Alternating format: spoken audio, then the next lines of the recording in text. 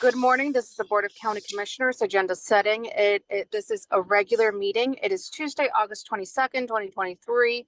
It is 9:23 a.m. The session is set to go until 12:15 today. This is a hybrid meeting. We're at 3000 Pacific Avenue, room 110. For public virtual attendance, you may follow along on the Thurston County YouTube channel. Now, there have been some updates to the agenda today. We are moving some things around. County Manager, do you want to walk us through some of those items? Yeah, thank you, Madam Chair. The first change will be after the homeless strategies update. You will have the Habitat Conservation Plan update. And for future updates, I will bring those two to the top of the agenda. The other change that I would like to suggest that the executive session that is under your commissioner items number 4 to move number 1, since we have conflicts with our attorney. And then after you close the executive session, then you go back to the Border Registration Service Center and then the other commission items. Those are the changes that I'm suggesting. Thank you. Any questions or comments about those changes? No, ma'am. And County Manager, do we need to approve them? Yes, I will suggest for you to introduce and approve the amended agenda. Okay, so I would move to approve the agenda as amended by the County Manager. Is there a second? And there is a second, yes. Okay, it's been moved and seconded. Any discussion? No, ma'am. I'll call for the vote. Commissioner Edwards, Aye. Commissioner Mejia. Aye. And Commissioner then, Mesa is excused. Vice Chair Ty Menser will be joining us here shortly. And I did skip over introductions since I wanted to make sure that those items were reflected, but I'm Carolina Mejia. I'm the chair of the board who will be in the boardroom shortly. Vice Chair Ty Menser will be joining us as well here shortly, and Commissioner Gary Edwards is in the boardroom. We also have County Manager Ramiro Chavez, as well as Assistant County Manager Robin Campbell, and Assistant County Manager Rob Gelder, and Vice Chair Ty Menser has joined us. Okay, so with those introductions done, we will go ahead and start with homeless strategies. And this is our monthly update, so I'll pass it straight to Keely. Or is it Tom? Keely. It's me. Go ahead, Keely. Good morning, commissioners. It's good to see you again. It's been a while since I've given a report, so this one will be pretty robust. So I'd like to start with a right-of-way initiative and where we are with that. So as of this morning, I have heard reports from Outreach as well as Low Income Housing Institute that there are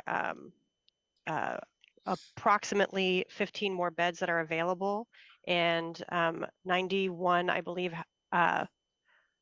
households, and I just want to make sure I can confirm that are currently living in Maple Court. So they've been moved from the Slater Kenny encampment, and they are residing in Maple Court. They have some work to do. 110 clients at Maple Court. They're waiting for the first floor. They've got to do some, they've hit a snag in getting those ready for folks. So they do not intend to move anyone from Slater Kenny this week into Maple Court, but will complete, projected to complete the closing of the Slater Kenny camp next week by moving in the remaining 9 or so people that are in the encampments.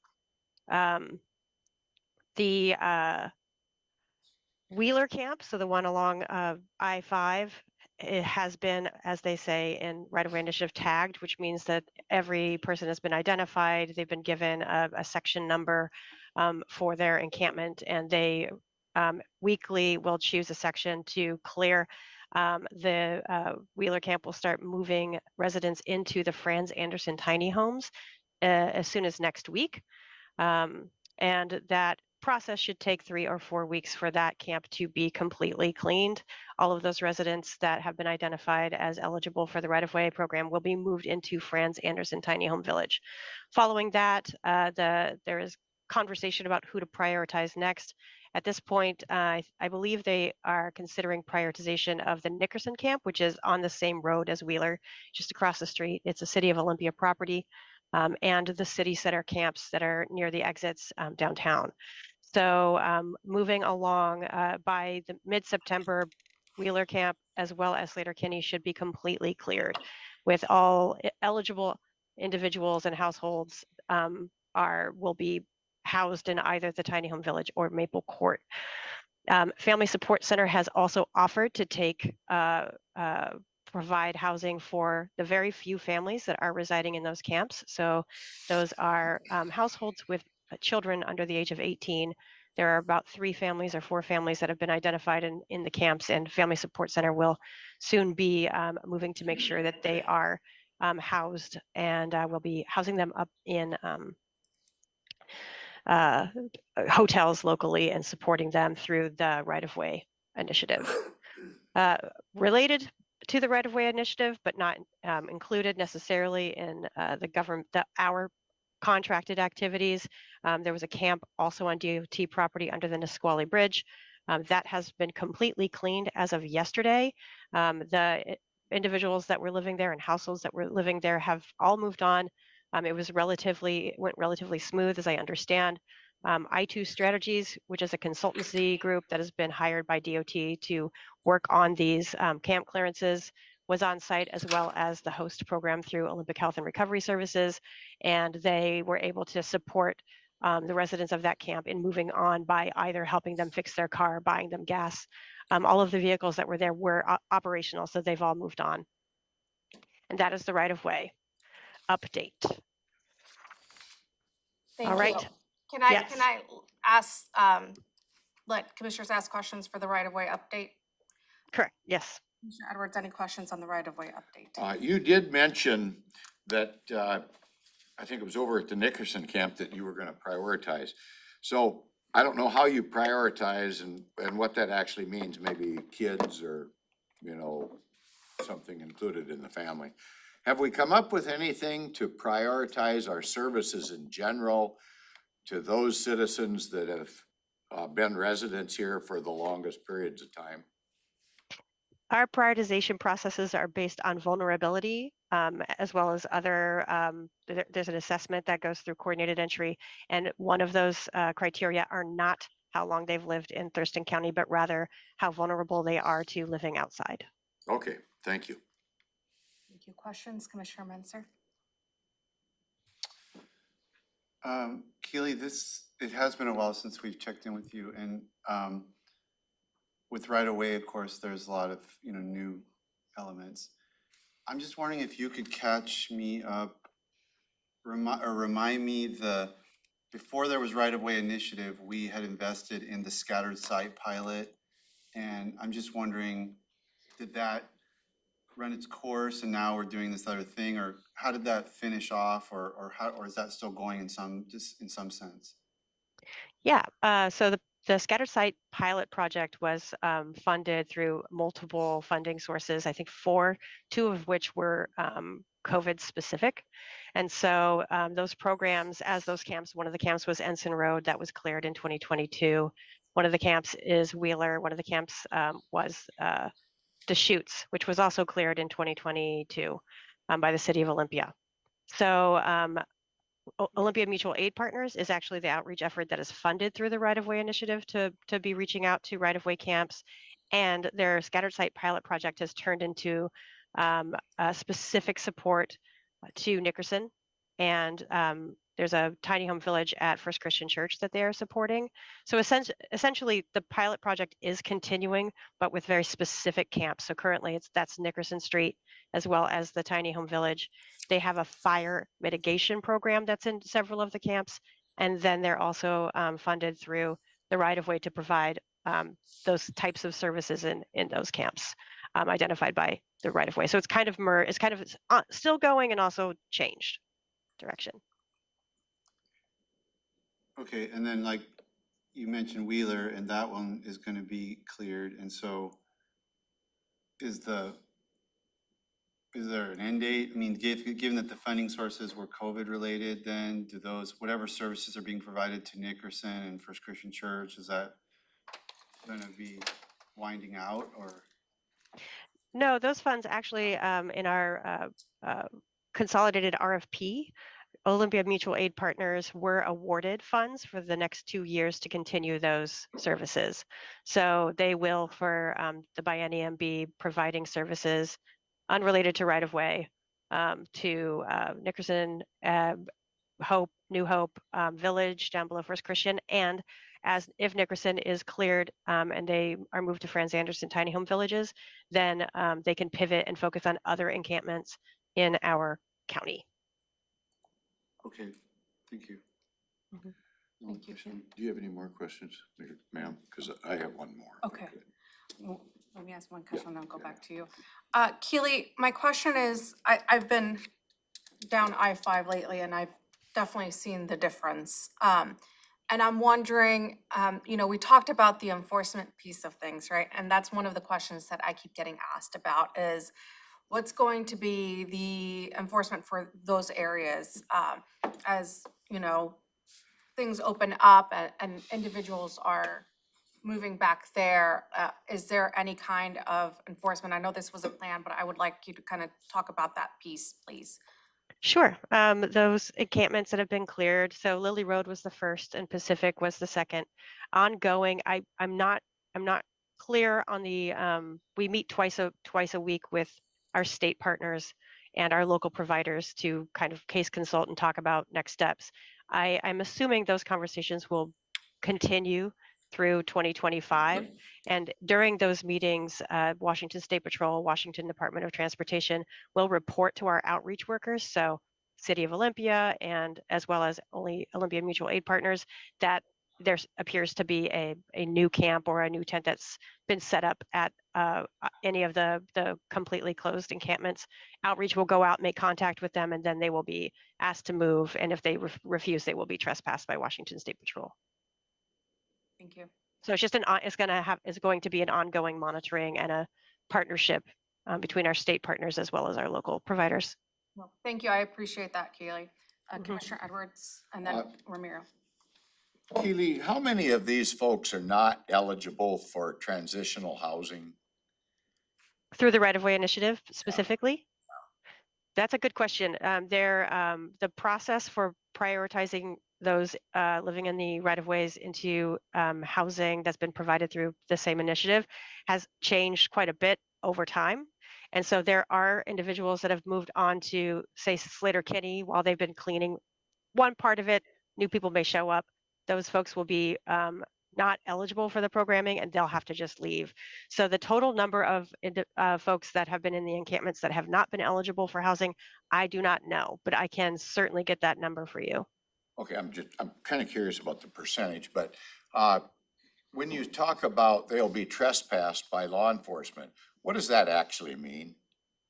That means that they will, if they refuse to leave, law enforcement will ask them to move along. If they refuse to move along, then they will be cited or they will be detained. Okay, thank you. County Manager. I don't have any specific questions to Keely, but along with this update, last week we have somewhat of a kickoff meeting related to RV vehicles parked on the county's right away. Rob is going to take the lead, and we had a conversation with public health, public works, the sheriff's office was part of that. So at some point, we're going to be bringing somewhat of a policy before the board, because we found out based on the recent events that we don't have a policy, we don't have a process as to how we're going to be managing long-term stay for recreational vehicles in the counties right away. So as an update, we're going to begin looking at those options and bring something for the board to consider at a later date. Thank you. Okay, Keely, handing it back to you to continue your. Okay. Two more quick updates. So there was the camp that was located at the courthouse, and that was cleaned on August 2nd of this past just a couple weeks ago. So that was a joint effort between our various members of our, of the county, central services, public health and social services, commissioner's office, and we partnered with the city of Olympia and Olympic Health and Recovery Services host team to ensure that if we had 4 weeks, we would be able to attempt to get as many folks housed as possible. Before the camp was completely swept, there were approximately 10 people that were residing there. One absolutely was housed actually through the right-of-way program because he was living in 2 different places. The 2 were sheltered, and 1 was just on the brink of getting housed. They were just waiting for a voucher to go through. There was no escalations. There were no escalations. Everyone was gone on the morning that they were asked to be gone. It was as far as any of these can be successful, it was as successful as it could be. I really appreciated the cooperation of everyone involved to just make it as smooth as possible. And then finally, we did have a hazardous weather event last week from Monday through Thursday. And through that hazardous weather event, Sergio's Interfaith Works extended their hours at their Sergio's Day Center on Martin Way. At that day center, so they were open from 1 p.m. to 8 p.m., extending from their typical 5 p.m. closure to ensure that the hottest hours of the day where there was a place for people to go. Overall, there were 98 individuals that accessed those services during that week, and 24 of those were brand new guests, and that was largely because our other contracted partner through Partners in Prevention Education, or PIPE, were going out into the encampments, bringing survival goods, et cetera, out to them, and also providing transportation to Sergio's. Many of the individuals that they encountered were not aware that Sergio's existed. So all in all, it was very successful, really good feedback. Interfaith Works received really good feedback from those who were participating. People were able to come in, take showers, do laundry, stay cool, and engage with service providers. So overall, a very successful hazardous weather event. And I think that's all I have for you. It's a lengthy one, but happy to take any further questions. Thank you, Keely. Questions, Commissioner No, ma'am. Lawrence? Questions, Commissioner Munster? No questions for me. Thank you, Keely. Thank you, Keely. Thank you. Okay. So next is the Habitat Conservation Plan update. We move this up here and then this move. All right. Good morning, Commissioners. I am Joshua Cummings, the Director of CPED, Community Planning and Economic Development, here to provide my somewhat semi-monthly Habitat Conservation Program review update. As you all know, but for the community's sake, we went through 5 years of working with the U.S. Fish and Wildlife Service for them to approve a habitat conservation plan. They did that, and then they granted the county an ITP, the incidental take permit, which allows the county to provide permits to individual applicants here in the county to continue moving forward on their applications for development. Before this program was in existence, starting in this year, 2023, many of those individuals would be what we were calling stuck and could not, for lack of a better word, move forward on their projects without the U.S. Fish and Wildlife Service input and potentially their own HCP. So the county commissioners helped our citizens by allowing for this process to move forward. As of this morning, 93 applications have been submitted to the county to access the HCPR program. Currently 79 have been completed and 14 are in process for us to complete.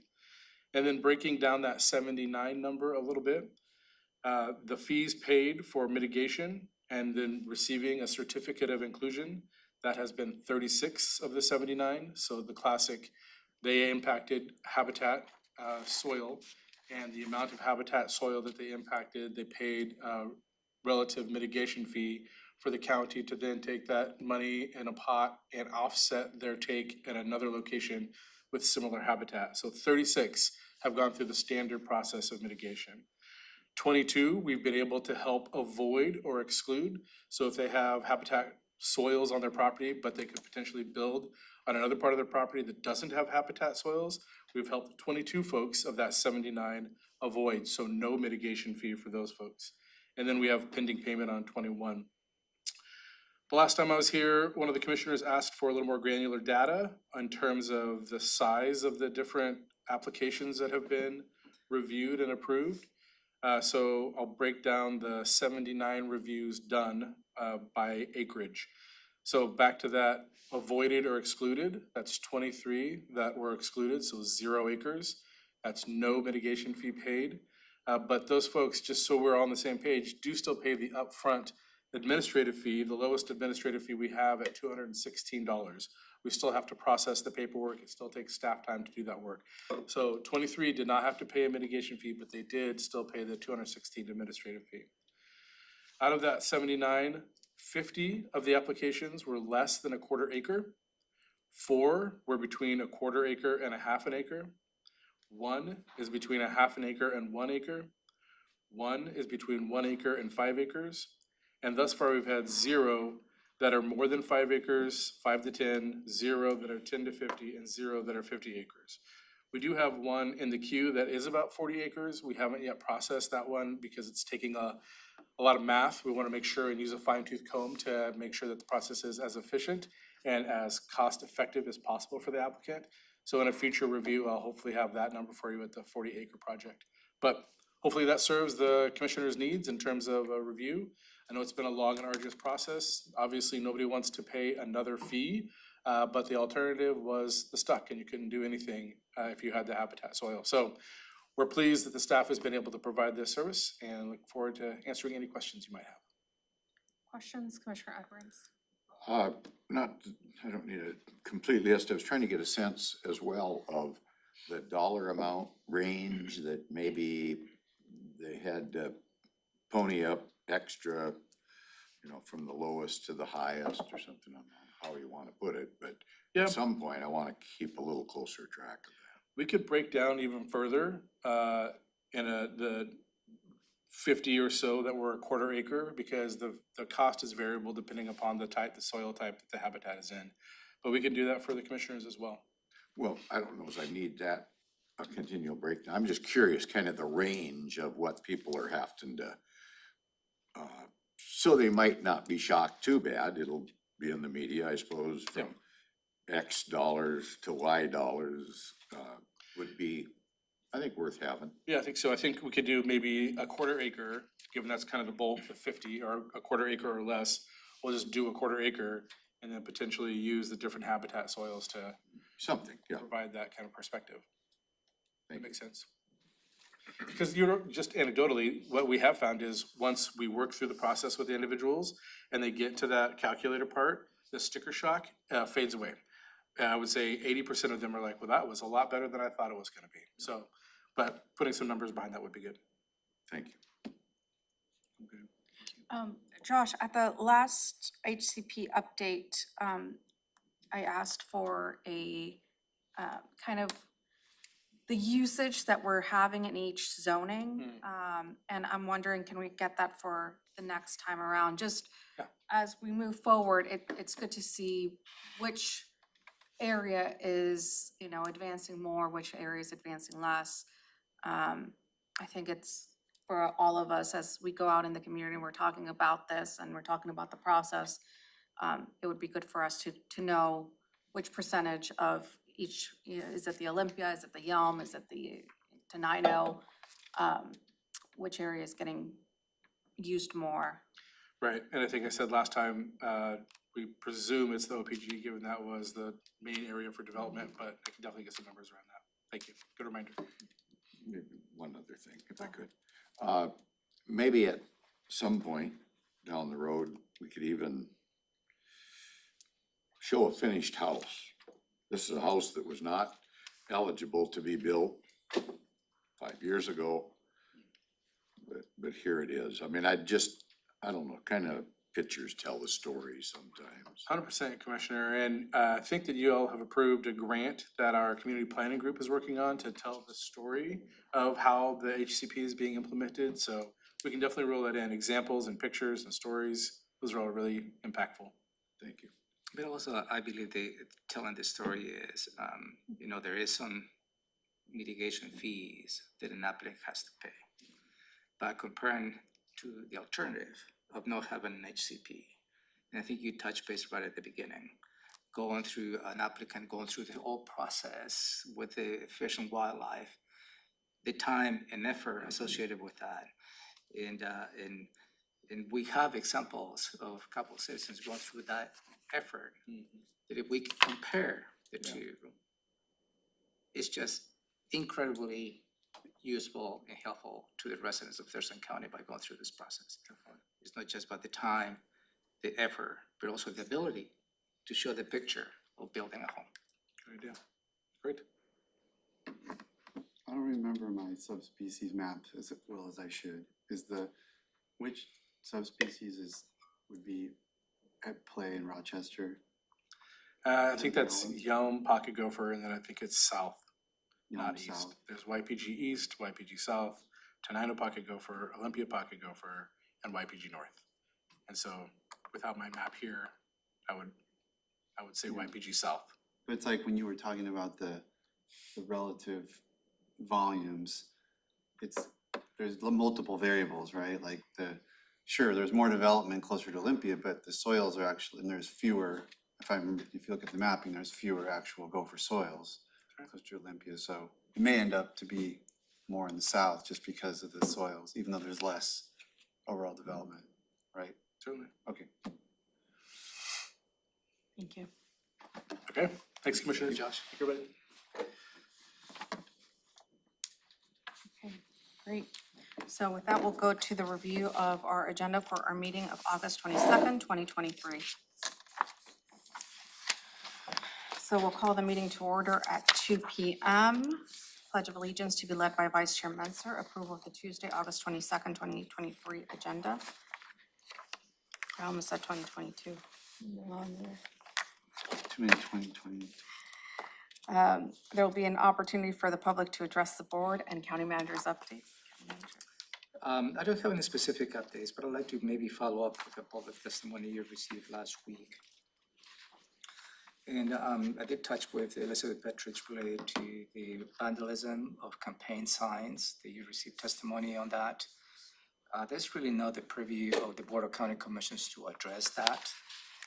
So if we receive similar testimony down the road, I will probably encourage the chair to state that the PDC is the right, the Public Disclosure Commission is the right setting in which anybody, any candidate, can report any vandalism on signs. So I am not going to be addressing this afternoon, but just want to make sure that the board understood that I did follow up with our attorney, and that was the recommendation. Questions, Commissioner Edwards? Well, no, thank you. Questions, Commissioner Menser? Okay. Next, we're gonna have our consent agenda. There's only one item. Item 3A is approval of the voucher list. Thank you, Madam Chair. This item is for you to consider approval of the voucher list for the week of August 7, 2023 for a combined amount of $1,311,960.13. And this is on your consent agenda because we do not have any expenditures related to the tenant improvements of this building.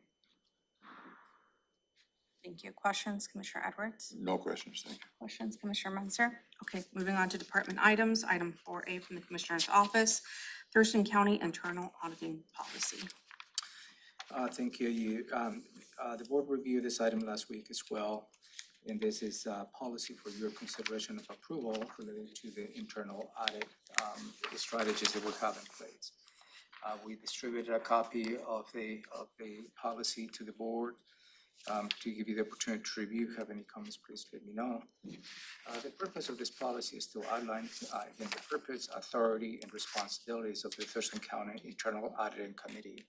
The Internal Auditing Committee is composed by the county treasurer, the county auditor, and the county manager, and that which oversees internal audit functions and also provides direction to the internal auditor as we know it. I think this is good policy. I think it's good to verbalize and put in writing as to what the intent of this is. The internal auditing committee is extremely proactive and determine what the workload is for the upcoming year. And you, commissioners, you have seen the results of this audit by the reports the internal auditor produces when they look, he looks at the specific areas of the county business. I believe last week it was suggesting that perhaps one of the new commissioners may be attending some of the internal auditing committee next year. I believe that was a great suggestion. And we can probably work on that, maybe in the discussion that you may have with your other two seatmates on some of the assignments for next year. Questions? Questions, Commissioner Edwards? No questions, thank you. Questions, Commissioner Mensah? If I could have the policy provided, I just got back last night and We'll I make sure to give you a copy. I missed this part of agenda setting last week, Okay. so I really haven't. Okay, that's fair. But if you feel that you need more time, maybe we can. I can go through it at the lunch hour, but Okay, and we'll I'll make sure raise you get a copy. Thank And you, then sir. questions I have. Brandon is here too, if, Brandon, you have anything to add? Sorry, didn't see you here. Nope, you did a great job of summarizing it, and this combined with Mary's statements last week, I think, explained the purpose for this policy. and then I know we have Treasurer Gadman was here. I think he's not- But I was gonna see if you wanted to make any comments on that. So I'm sensing from the discussion that there wasn't really any concerns from my seatmates or staff at the discussion last week. No, there was a request to distribute the policy, which we did. Okay. And Mary Hall, the county auditor, provided some good perspective as well as to the value of this item. And my only comment was for the makeup is to have a new commissioner to sit on along that board. That way they could learn the process of, you know, what the internal auditing committee does, what's kind of going on in a financial level. I think it would be just really good for someone new coming in to have that base of knowledge. Okay, thank you. And those were that was my only feedback. Treasurer Gadman, we're discussing the internal auditing policy, and I know you're one of the members. I'm wondering if you would like to provide any comment on that. Your ears were burning, Jeff. Yeah, you know, that was a surprise. It's not what I'm here for, but yeah. I missed the discussion last Tuesday morning. Okay. So I'm just trying to catch up. Do you have any feedback on it from your perspective? I think it's important to update the policy to keep up with current times, you know, as the internal auditor. First of all, thank you for your time this morning and inquiring about my comments. As the internal auditor goes through the county and, you know, does the internal audits and reports out, methods change sometimes, what ends up being looked for changes sometimes, and I just think it's good to have a policy to sit back on so that, you know, as the reports come out from the internal auditor, it can be explained how we got to the methodology of performing them. And then Auditor Hall, not to put you on the spot, but we're discussing the internal auditing policy, and Vice Chair Menser is requesting kind of some of those comments from last week since he was excused from that meeting. Okay, so the purpose of the Internal Audit Committee really is to ensure that the county has sound financial practices. And it really helps us put the checks and balances in place, which assists us getting clean audits, which is, I think, because of this program, I think that's one of the reasons why we have been so successful with clean audits from the state auditor's office. I view it as it's a hand holding, not a hand slapping for internal departments. But as you know, last year we also assisted a department with some subrecipient monitoring, which was also really important. So it's a resource for the entire county, and I think it serves us very, very well in ensuring sound financial practices, not only for the county, but also for our community partners. Thank you. And the new policy is really updating it, like Jeff said, bringing it into current times. So it's actually been in draft form a couple years now, but we're all really busy, and it just took a little while to get it to you all and get everybody's sign off. Commissioner Edwards, do you have a question? I don't know if this, I don't really, probably to Mary, maybe, I don't, or the members of the audit committee. How does this work when we're advised that a particular fund, and I'm gonna mention the REIT fund, happens to be in the rears, in the red, I don't know. How does that, fit within that audit committee? I'm just trying to come up with an example where the BARS code says no, but yet it is what it is. So does that play into this? Absolutely. We do a tremendous amount of due diligence that really never gets to you, to ensure that we are complying with all of the requirements of BARS and CFR, federal code and things like that. So we put in questions to the state auditor's office on a regular basis if the internal auditor has questions. But we are really fortunate to have a just incredibly dynamic internal auditor with a tremendous amount of experience. So we have researched the REIT funding, and according to the state auditor's office, attorneys, and everybody else we've talked to, we are completely in compliance. So there's not, like, later on in the year, there might be more of a deficit in that particular fund, and that's okay, even though BARS It says is, no? well, it is okay on a temporary basis. Robin could probably speak more to that, but believe me, we have certainly done our research around REIT. Okay, I guess I'd have to have a follow-up on then what's temporary. I guess that maybe Robin would know the answer to that.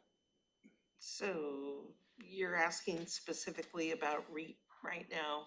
Well, just because it happens to be in the rears, I don't even It know if that's the does, right but term to we use. expect it to catch up. As you've seen, deposits are made on a daily basis. And then we'll have the discussion about the fund along with all the rest of the funds when it's time for the budget. September 11th. And Commissioner Edwards, just a point of history, the general fund was in the red. I think it was, correct me if I'm wrong, Robin, in 2015, but it was very temporary in nature. It was right before tax collection. I believe it was either in March or September. So it happens. And maybe you can attest to the fact that there's other funds, they run in the red until the revenue catches up. Right, exactly. And it's actually more common than you think. And it doesn't mean you're out of money. It just means that that particular line item isn't fully funded right now. But as Robin said, we're collecting REIT every single day. And so that fund is getting built back up. And just to, to frame the conversation, in your tracking commissioners, the state auditor is gonna be looking at the REIT funds as part of their annual audit. And I personally welcome that review. And having a conversation with the state auditor, if there is opportunity for us to enhance the process, that's the purpose of the state auditors. And so there is not a concern. In fact, I personally welcome that review, and I personally welcome the conversation with the state auditors related to the REIT. And it's not uncommon for us to request the state auditor audit certain things in the county. Thank you. Thank you. Do you have any additional questions? No. Okay. Thank you. Thank you so much, Treasurer Gammon, and thank you so much, Auditor Hall. Okay, moving on to item 4B, contract for federal government relations assistance. Thank you. Sorry. Thank you, Madam Chair. You read this item. This is in relation to the conversation the board had to go into somewhat of a pilot program to secure the services of a federal lobbyist. And this testing period, and the board agreed to move ahead with testing the federal lobbyist because this is a brand new service for Thurston County. And this is for a period of 3 months that will be beginning September 1st and will go run through the end of December. This particular item is with Strategies 360. That's an outfit that it was, at least from my point of view, very impressive as to what they can bring to the county. I think we're going to be focusing with this strategy as to how they can provide some perspective for the county to access federal grants. And that's really going to be mainly the focus of it. So the contract before you today is at the cost of $20,000 plus transportation and lodging, and that is part of the normal process we move along. There is not a need to ask for additional funding budget authority, as we have some savings in the Commissioner's office that we can cover the cost, but I believe this is going to be a great experience to see if the board may consider long-term the services of federal lobbyists as part of your budget process. Thank you. Questions? Go ahead, Commissioner Edwards. There's a new portion in there about transportation and travel. I just stated that, Commissioner. Yes, no, I know, and that's what I'm wondering, that I don't recall discussing that in the past, and the other piece of this, I mean, I'm always watching out for the general fund, and I take it this 20,000 is in the general fund, coming out of the general fund, is that right? As would maybe the transportation and travel. Right. But my concern is, from a countywide perspective, that federal lobbyist position, for an example, could certainly be working the area of road maintenance or highway building or something other than general fund. And I just wonder if it wouldn't be more appropriate if that expenditure was made kind of on that 60-40 level that we sometimes use in indirect costs. Right. So the reason that this is general fund and it really needs to be general fund is because it's a lobbyist activity. And many of, well, all of our external funders, this cannot be allocated to a fund that receives grant funding, for example, especially federal grant funding, because federal rules and most state grant rules prohibit the charging of lobby activities from being charged. So if we did charge other funds, such as the road fund, we would have to be extremely careful that it was not allocated. And we take care of that both with our legislative lobbyist, Deborah Munguia, and proposing for this that it is paid solely from general fund, so we avoid any improprieties when it comes to lobbying. And to address your first question, Commissioner, you're correct. When I presented this item last week, did not include transportation and travel expenses. That is accurate. And so looking at the terms of the contract with 360, we needed to add this, and that is why I'm bringing this item before you take consideration action. I'm not questioning the cost of doing business. I think I would like to know though, kind of what that runs that 20,000 up to, if we're gonna start seeing some. I don't know what it means. Are we gonna have somebody flying back there once in a while? Are we gonna utilize somebody that's already there? Is Deborah gonna go and we're gonna cover her expenses? Deborah is not the federal lobbyist. No, I know, but whomever you select, I'd just like to keep track of what we're doing, so, you know, if it's getting to 25,000, well, So I think the board ought to know. contractor that we've selected, Strategies 360, has staff based in Washington DC. We'll communicate with them probably most of the time on the phone and Zoom. an email, but should they come to Washington for in-person meetings or to assist in some other way, we'll need to pay their travel expenses. And what they do also have people based here in Olympia that we'll be working with, so hopefully the travel costs will be minimum, but what the contract says specifically is the travel costs will not exceed 10% of the monthly fee, $5,000, so no more than $500 unless the county pre-authorizes. So we will be able to control that cost. Thank you. Questions, Commissioner Mensah?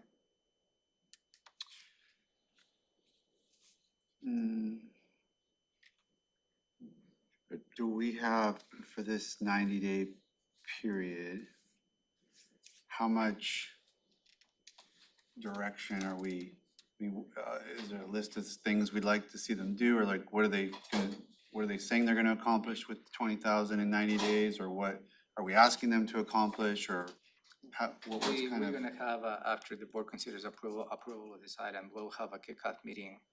And as I stated, I think at this point, because we cannot just have a broad scope of work in 3 months. It will be narrowly down and give us the perspective as to how much grants are available for the county to apply and help us on the grant development. I believe that is probably the focus of the next 3 months. So for example, right, for me, kind of the way I see it, and this is just me going here off on a tangent.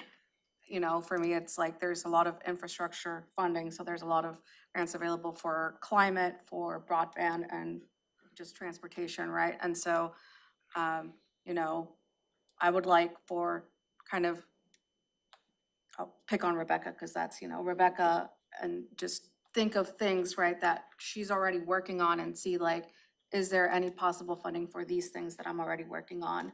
And that way it can somehow connect. And kind of, that's the same way I see it with broadband and infrastructure projects, but.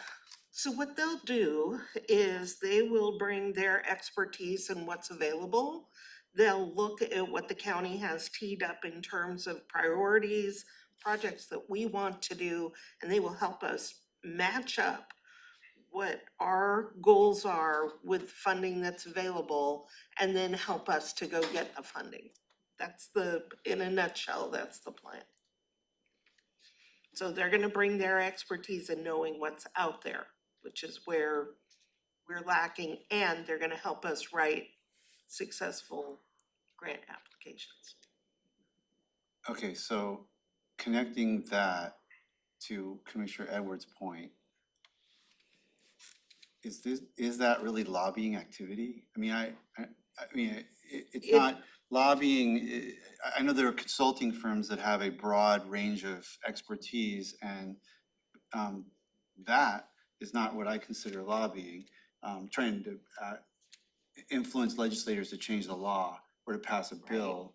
This is more of a technical, you know, knowing what the laws, okay, Congress passed the bill. I don't deal with Congress. I need to know what those laws say and how they connect to the business of local governments. They do deal with Congress, though. They deal with congressional members, going for funding in legislative appropriation bills, congressional appropriations. They do interact with both members and staff of Congress. And maybe not in the classic sense of getting a law passed, but it is still considered lobbying activities.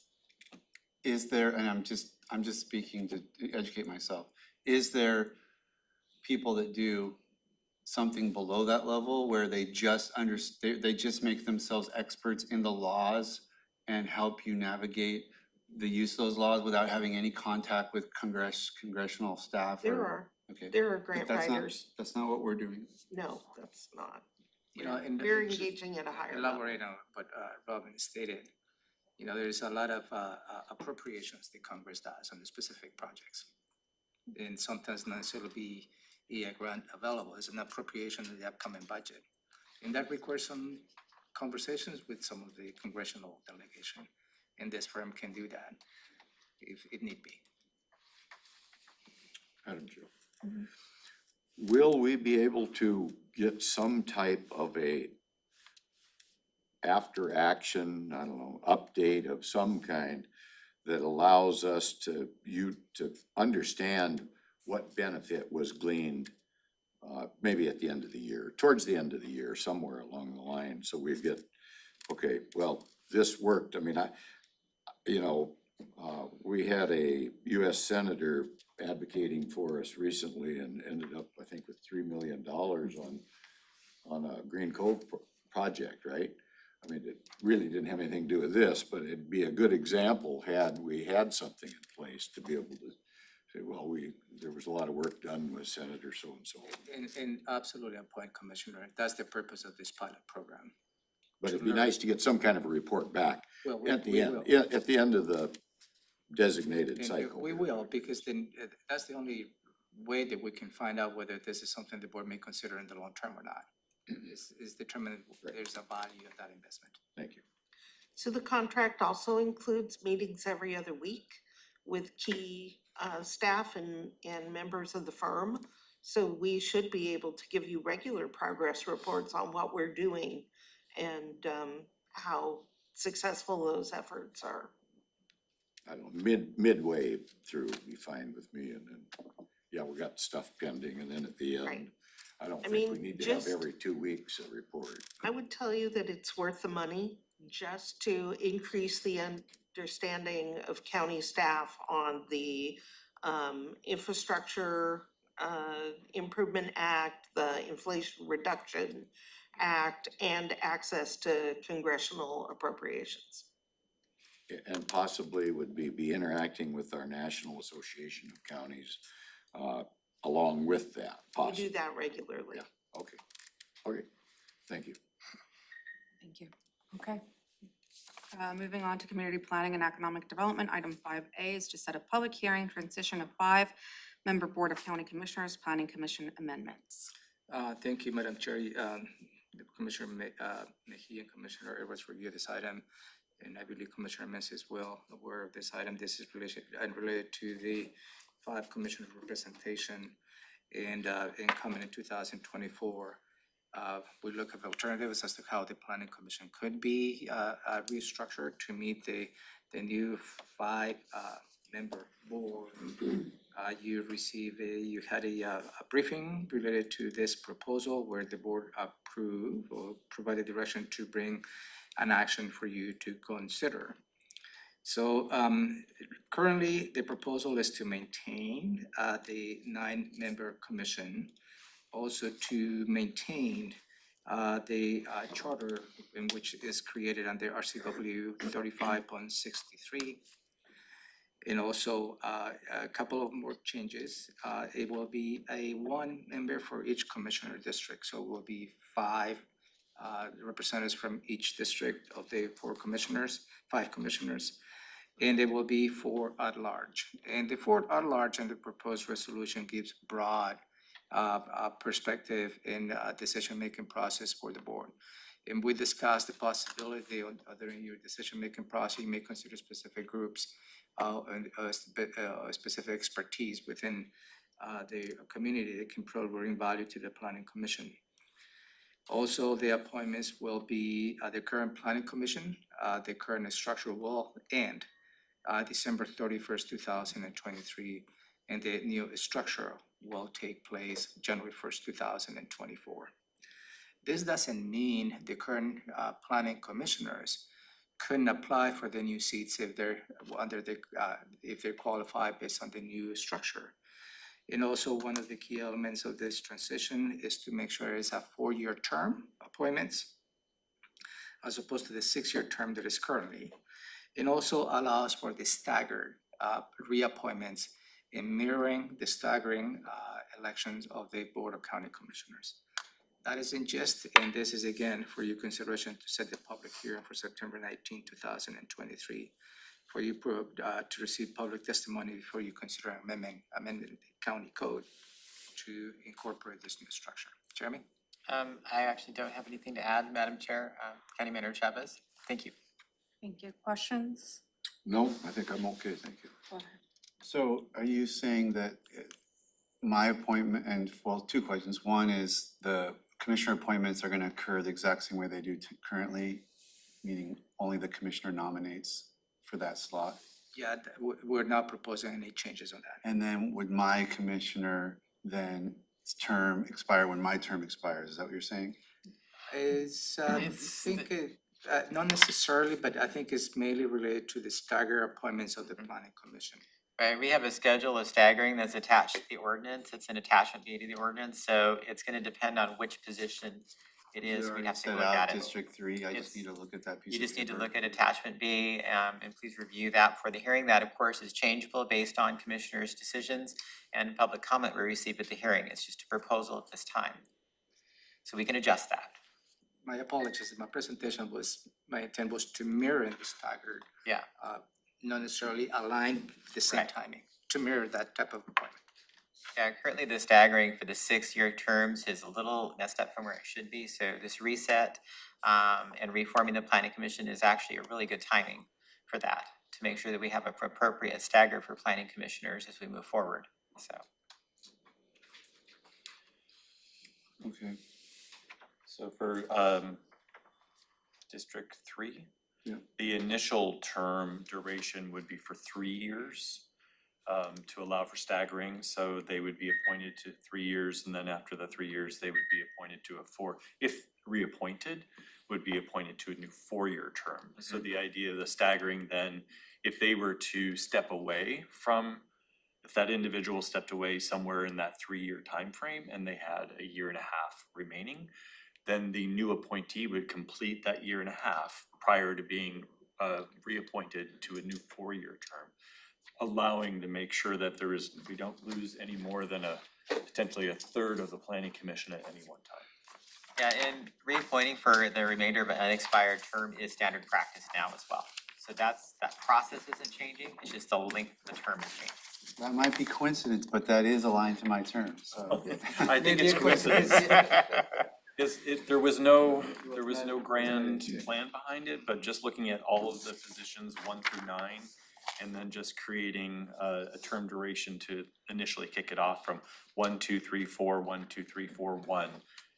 And that's as scientific as it got. So that was the stars aligned on District 3. Yep, we used no planning commissioner names or commissioner names when we were doing that, so. No nefarious intent. No, just like dealing cards, it's purely luck. All right, thank you. Not related to this, I do have a planning commissioner whose term expires before December. I don't know if we can extend that until December, that way at least it's on a same rotation as everyone else. Yeah, that's within your purview, absolutely. Yeah, and we can always amend the language on section 4 planning commission terms just to spell it out in the ordinance, and do a small amendment on that. That wouldn't be that hard, so. Do you know, Jamie, when that term expires? The end of October. Yep, End of October, yeah. October 31st, And so actually. then, yeah, just extend it to the end of December, that way it's kind of on the same rotation as everyone else and. Okay. Thank you. Is that the only one that's affected It's that the way? only, there was only one Yeah. person who was before the end of this year. Perfect, okay. All right, thank you. Thank you, commissioners. Thank you, Jeremy. Okay, next, Public Works, item 6A is set a public hearing for the 6-year transportation improvement program for 2024 through 2029. Thank you, Madam Chair. This is a yearly event. The board must have and hold a public hearing on the 6-year transportation plan. Staff provided the board very early in the year, the presentation of the transportation improvement program. The next step is for you to have a public hearing, for you to receive public testimony. And when this is a recommendation for you to set the public hearing for September 26, 2023. At that point, staff will not be asking the board to take an action on approving the transportation improvement program. That action is aligned with the budget action, and is an interesting sequence of events. The transportation improvement program shall be approved prior to the final approval of the budget, and that is stated on state law. So, and that will be coming to you as part of the overall package approving the budget on December 15, 2023, after all your deliberations related to the biennial budget. County engineers here to add additional perspective. That was very well done. Only thing I would add, as the county manager mentioned, that briefing was on June 22nd. So if anybody wants to look for it on YouTube, they'll find it on June 22nd. Questions, Commissioner Edwards? No questions, thank you. Questions, Commissioner Menzer? No, no questions for me. Thank you. Thank you. Okay, and from the Sheriff's Office, item 7A, request for proposal issuance awarding of contract for inmate employment services. Yeah, thank you, Madam Chair. The Sheriff's Office requesting for issuing the request for proposals, as we stated, for inmate employment services in the Thurston County Corrections Facility. The current contract expires at the end of this year. That will be December 31st, 2023. And the Sheriff's Office is proactive in making sure there is not a gap in services related to the provider. So issuing the request for proposals and considering approving the new contract will align with the December 31st, 2023 deadline. The Sheriff's Office apologizes. They couldn't have anybody this morning on this item to present, but they will be here this afternoon. If you have any questions, I will make sure they answer those questions if I'm not able to answer by this afternoon. Thank you. Questions, Commissioner Edwards? And by the way, there's not a need for additional budget as part of their Sheriff's Office budget. Thank you. Questions? No questions, thank you. Questions, Commissioner Menzer? I don't remember this contract. What is this for? This is for employment services, inmate employment services. Which means what? Is related to, I believe, related to options, if I recall well, and I think is managing some of the employments within the jail as well.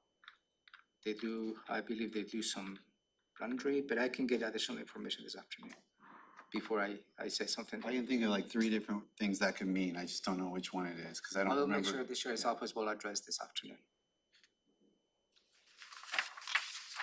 Okay. So that will be addressed this afternoon. Okay, and then after that, we'll review our standing items. We do have a public hearing at 3:30 from Public Works, and it's public hearing to hear objections to the proposed roll of rates and charges for Offutt Lake Management District Number 24. Is the next step in the process. That's pretty explanatory, as you stated, Madam Chair. This is a public hearing for you to consider public testimony on the peer objections to the rates and charges on the parcels for Offutt Lake Management District.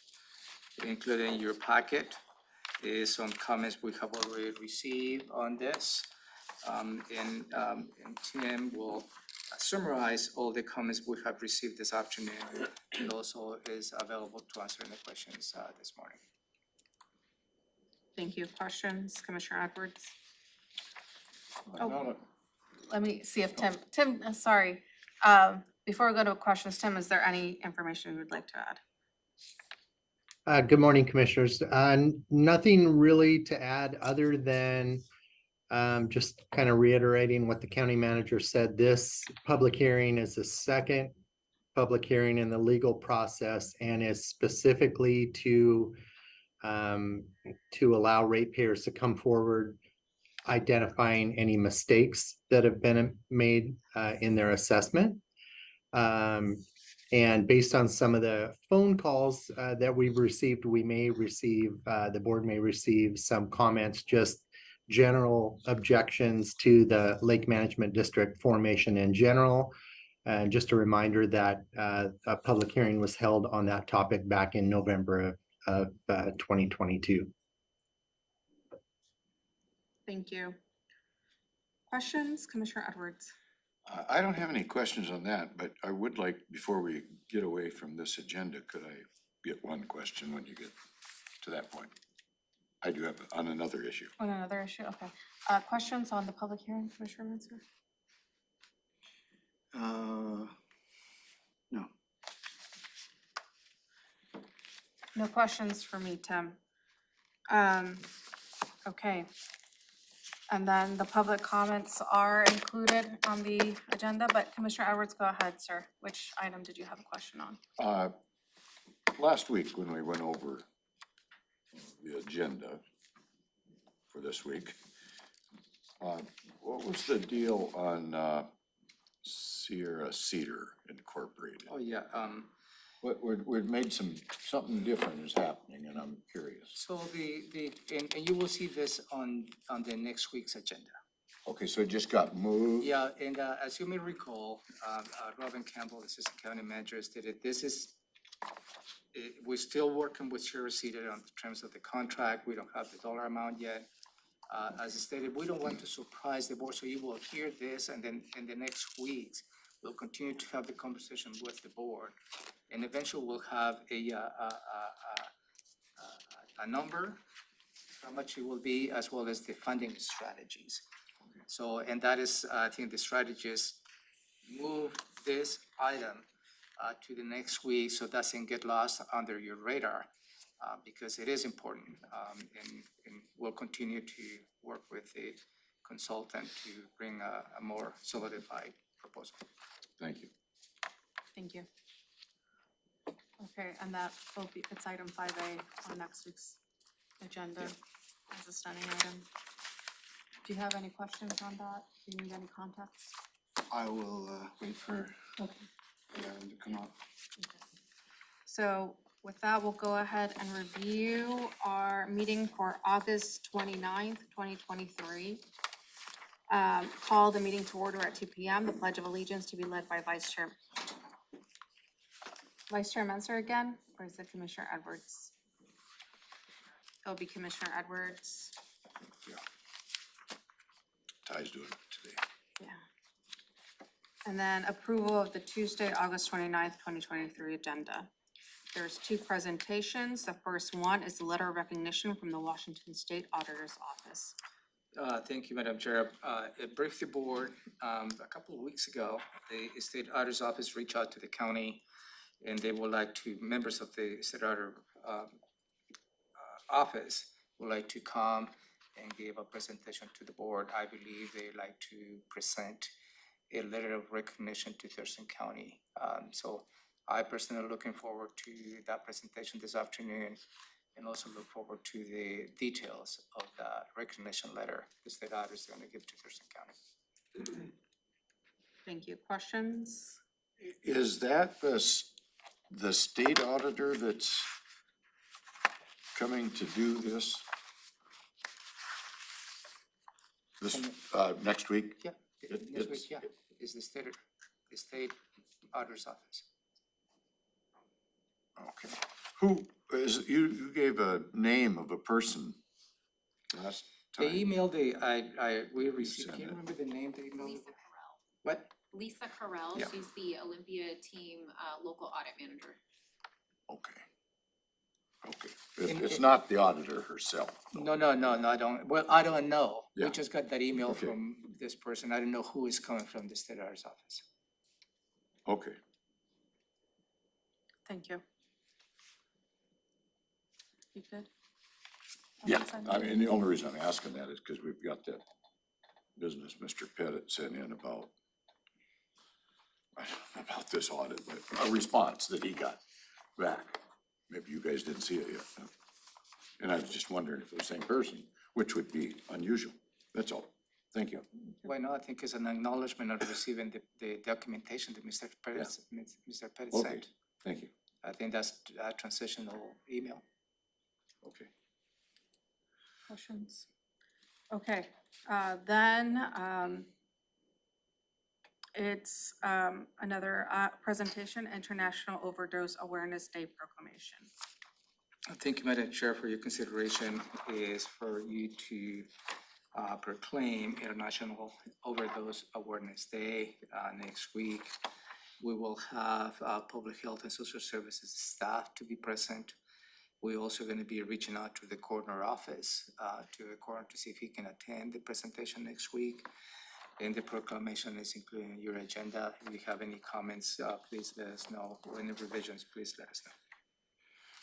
Thank you. Questions, Commissioner Edwards? No questions, thank you. Questions, Commissioner Menser? Okay. Then there will be an opportunity for the public to address the board and county managers update. I don't have any specific updates. We only have one consent item A. 3A is from the treasurer's office, and it's to authorize the sale of tax title property via private negotiation to Robert Benjamin. Thank you, Madam Chair. This is yet another item the Treasurer's Office is bringing for your attention. I keep saying every time a similar item comes before you, the Treasurer's Office, which Jeff Badman is here, the County Treasurer, has made an incredible effort to make sure all the tax title properties that we hold in custody for the residents of Thurston County are disposed in a way that we can probably bring value to the property tax rolls. So this is another example. This is a property that has been in exempt status since 1958. The dimension of this property is just about 0.12 acres.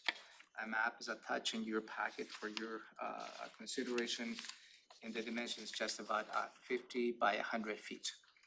At the 30,000-foot level, this property appears to be buildable.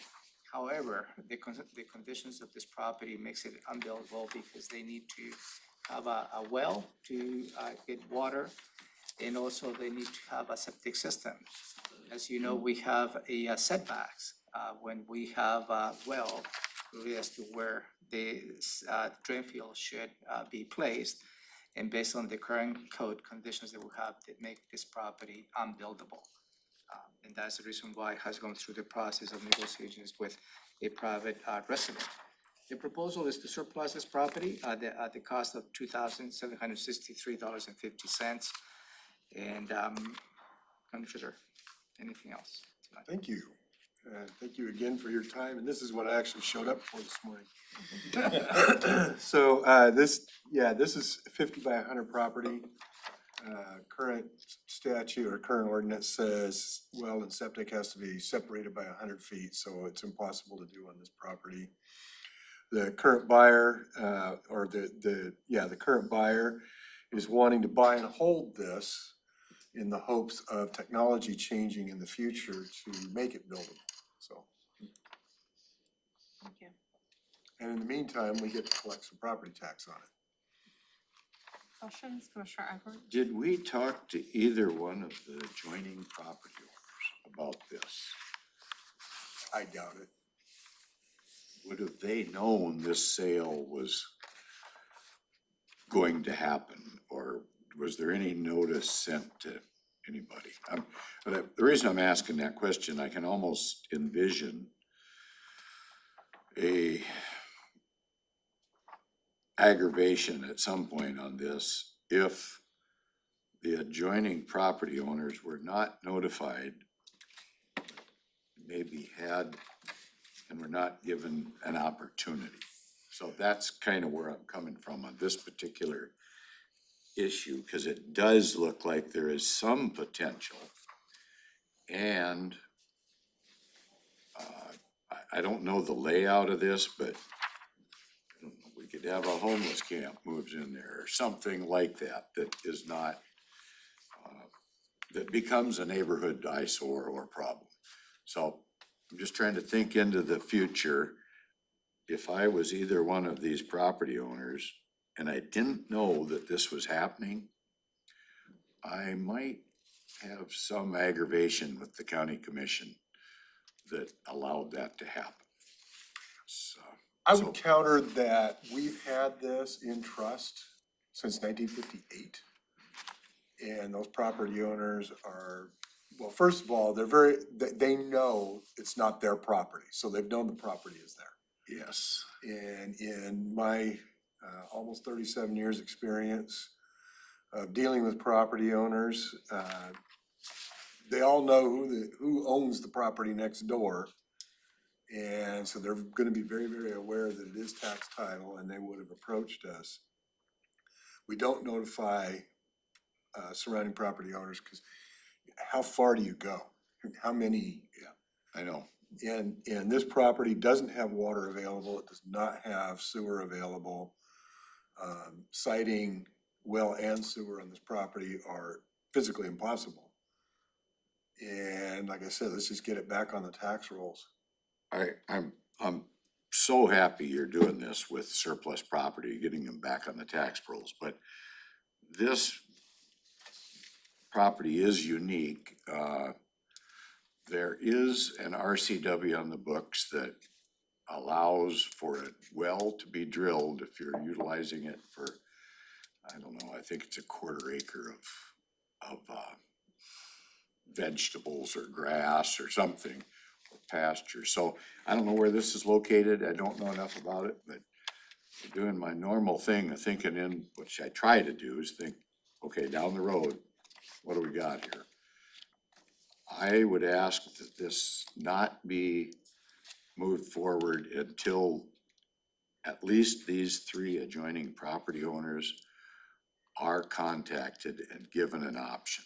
And the reason I say that, if it goes through without that taking place, and I don't know who owns what, I don't even know if there's people that live on these properties, but I know oftentimes when properties are left vacant, pretty soon, there's either one of these property owners could be dumping wheelbarrows of yard debris and different things. They kind of just assume it doesn't belong to anybody, and they do their thing, which might come to an end. I don't know. There's any number of things, so that's my concern.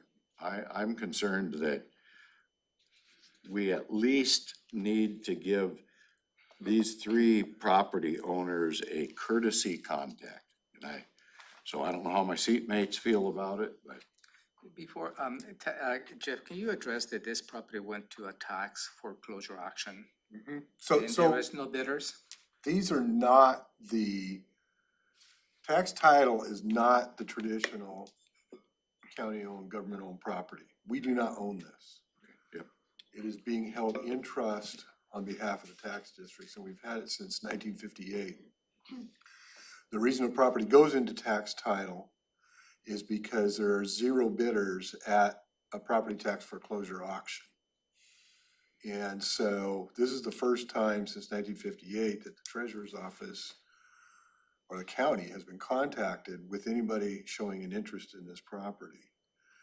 And right now, it is generating 0 income, but the county has full liability for anything that happens on that property. This is that's the dark side of holding it in trust, is that we do have a liability even though we have no say in how that property is managed. Yeah, I can imagine a bunch of dangerous trees. But I'm sure if this thing went up for tax title auction or whatever, foreclosure auction, whatever you would refer to it as, and that happened in 1958, it's been sitting there for many, many, many years. And yeah, apparently it didn't get a tree on it that was gonna fall on somebody's house, but I just can't understand why one of these adjoining property owners, I don't know that they'd wanna buy it, but at least I wanna look them in the eye and say, hey, we offered, they probably weren't there in 1958 when this happened, because most properties, especially if there's a house on them, I think they sell about a cycle of every 7 years, they change hands. That's the way the realtor folks pay attention to properties. So I don't feel comfortable moving forward with it, and I applaud your efforts to get shed of these properties and get them back on the payroll, the tax roll. But whatever it takes to get a hold of these 3 property owners, I am an advocate of doing that before we put this out, so. And I would just say that does add to the cost of doing this. Well, to add it to the cost of. We can't. Finished We have product. no legal way to do that. Oh, well, okay, I still wanna put it out. I just can't imagine that we would, these people, I know how vacant properties happen, and that's just where I'm at on it. So my seatmates might feel differently about it, but I feel that we need to at least offer, because if this went up for auction 58 years ago, the property's been sold, the surrounding properties have been sold 3-4 times since then. And like I said, it's very, very unusual for people to not know who owns the surrounding properties. Oh, I've They heard, do I don't know know who owns that property. I've heard that so many times. Nobody owns that property, but that's never the case, so. That's where I'm I at. guess that's the proposal, commissioners like to remove this item from next week's agenda. What happens if we contact the three adjoining owners and they're like, oh yeah, I'd like to have that property? Then what? Then we have a situation where we end up with multiple interests and we throw it out for auction. Yeah, that'd be great. We might even get some money out of it.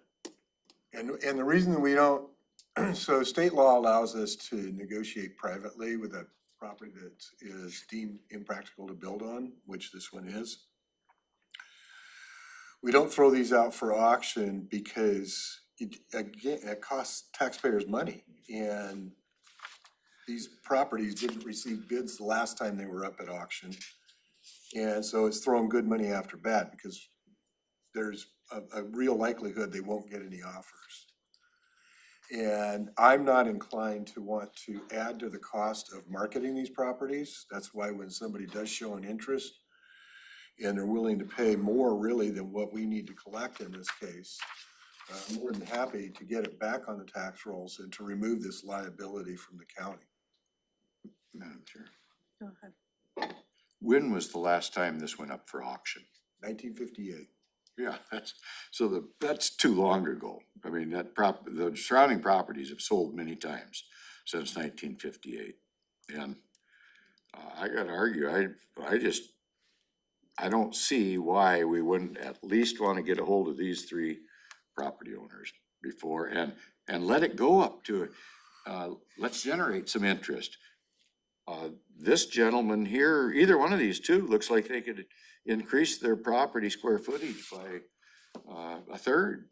And if that's the case, it might enhance their value, which will in turn get us more revenue generated to the county.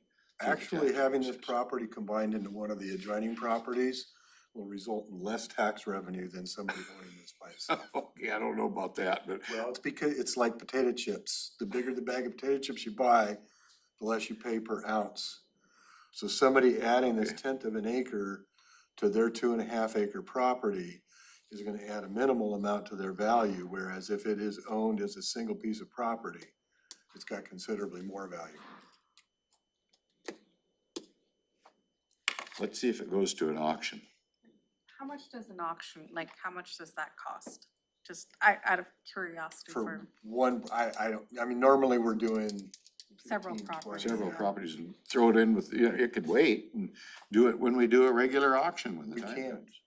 We can't. Again, these properties are so unique, we cannot do that.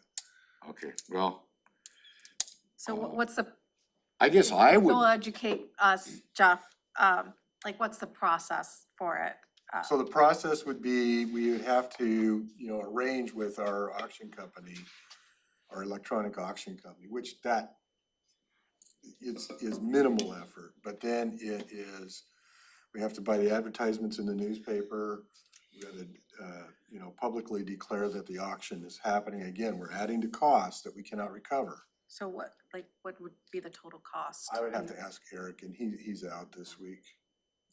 I tell you what, let's just take it off for now. And I'll have somebody from my staff or somebody that I know in the real estate business, I don't know who will have do it. I'll have them contact these three property owners and see if they're interested before this thing goes. And if there's interest, then Then we can make at another that time, plan. there would have to be going for auction, and that's when you're saying it would go up for cost just because of. The cost will go up, right, just again, because of staff resources and time. Is there a time? Is there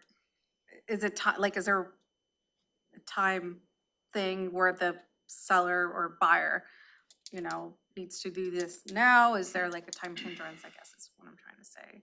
No, I think there's an interested party, they'd like to purchase this property. Right. But if the board decides to, table this item until the nearby property owners are contacted, my strong suggestion will be for the treasurer's office to do the contact. A private real estate agent contacting on the availability of county action may not be appropriate, so I recommend the county treasurer's office to do the contact. I'm really not inclined to do that. I think if the commissioners would like to contact those property owners, then I'm more than happy to have them do that process. You know, the last time that we put a property up for auction that somebody had shown an interest in, the original person backed out. They said, forget it, I'm not interested. They weren't interested in waiting and going through that process. So, you know, every time we delay these, we do jeopardize the possibility that they sell. Do we know if there's houses on these properties? I know there is on at least one. I'm still opting to take it off for today. If Commissioner Edwards is making a motion, then I abstain from that motion. I have no opinion, so it's up to you, Madam Chair. Yeah, How about we okay. leave it on for next week? See if we can get a hold of the property or get someone from our, you know, to get hold of the property owners and see if we hear back or not. And then if there's no movement on that, then that way Sure, it's not then it can go, delayed. Yeah, sure. and then can Go go. ahead. So we'll go ahead and leave it on for next week, and then my staff person, Robin, Taylor and Robin can work on maybe seeing if there's a process for this, maybe gathering information. Okay.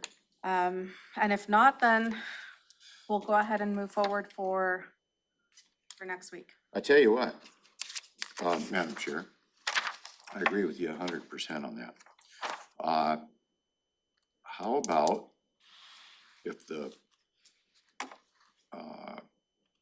if anybody's viewing this agenda setting, they could contact my office if they wanted to and find out about this property.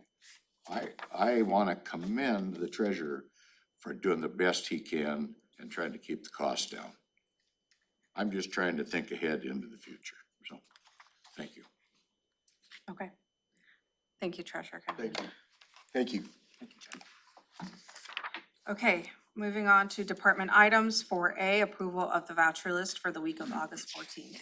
Yeah, for your consideration, Madam Chair, Commissioners, is for you to approve the voucher list for the week of August 14, 2023 for a combined amount of $1,802,685.45.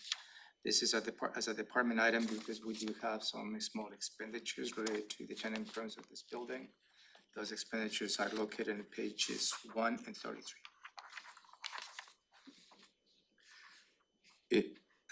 Madam Chair. Is this the portion where, I don't know, follow-up of plants or something that were purchased to place plants or? Yeah, it is included that we attached the pages on your packet. Okay, that's the one that was, okay, thank you. Thank you, that's good.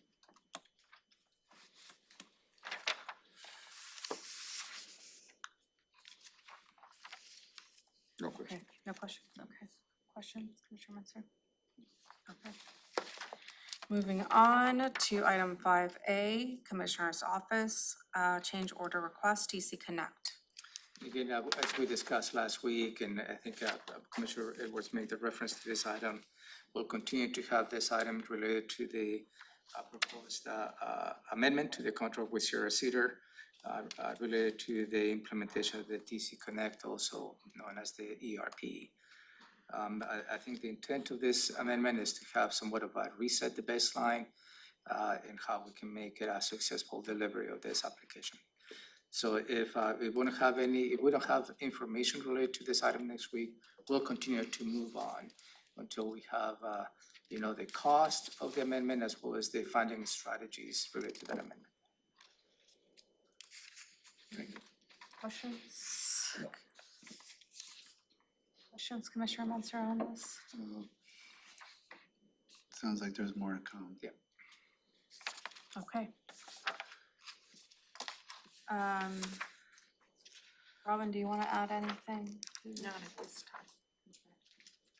6A, Emergency Services, FFY 2024 Joint Funded Agreement between U.S. Department of the Interior and Thurston County for operation and maintenance of river stream gauges in Thurston County. Yeah, this is a yearly item for you to consider, commissioners. We have maintenance agreement with the United States Geological Services, USGS, for the operations and maintenance of the stream flow discharge and precipitation gauges on the Deschutes as well as the Skookumchuck rivers. The total cost of this contract is for $23,186. And the performance of this contract goes from October 1st, 2023 through September 30, 2024.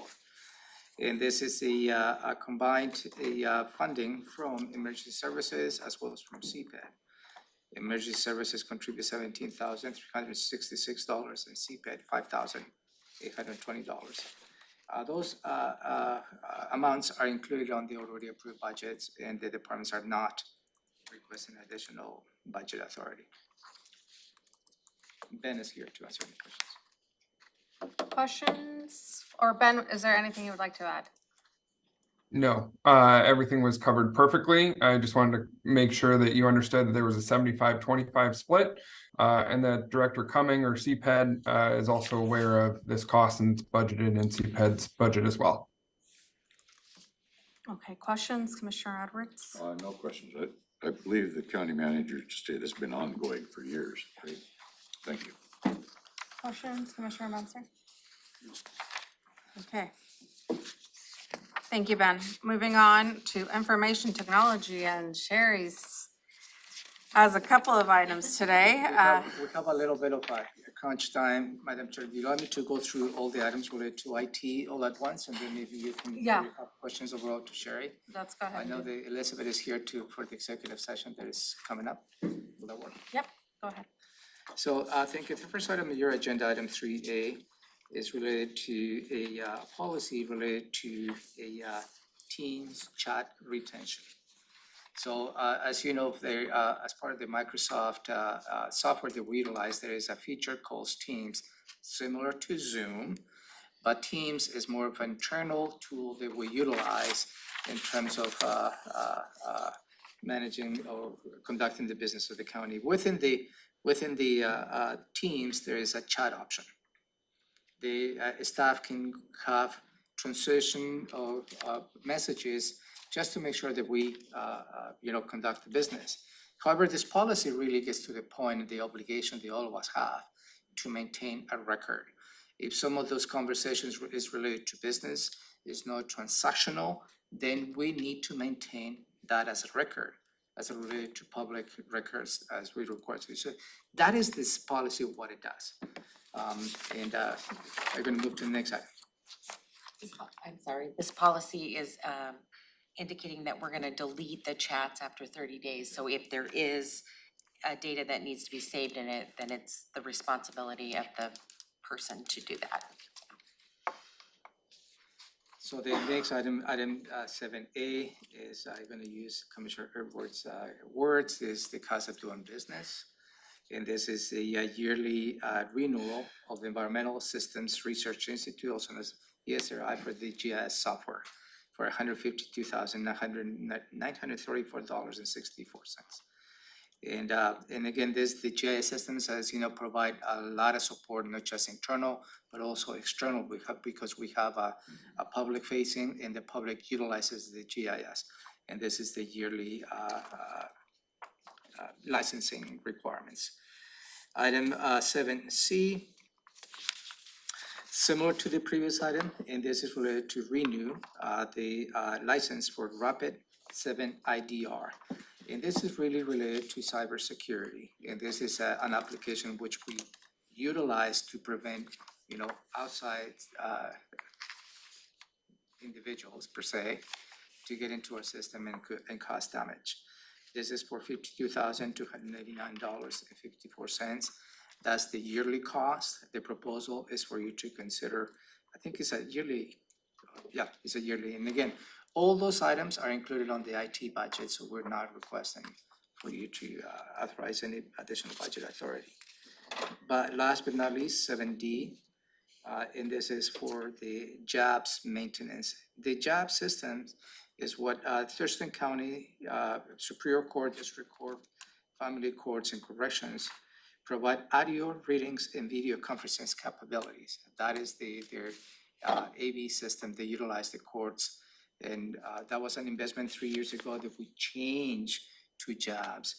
And this is the yearly amount of $88,422.35 to provide maintenance.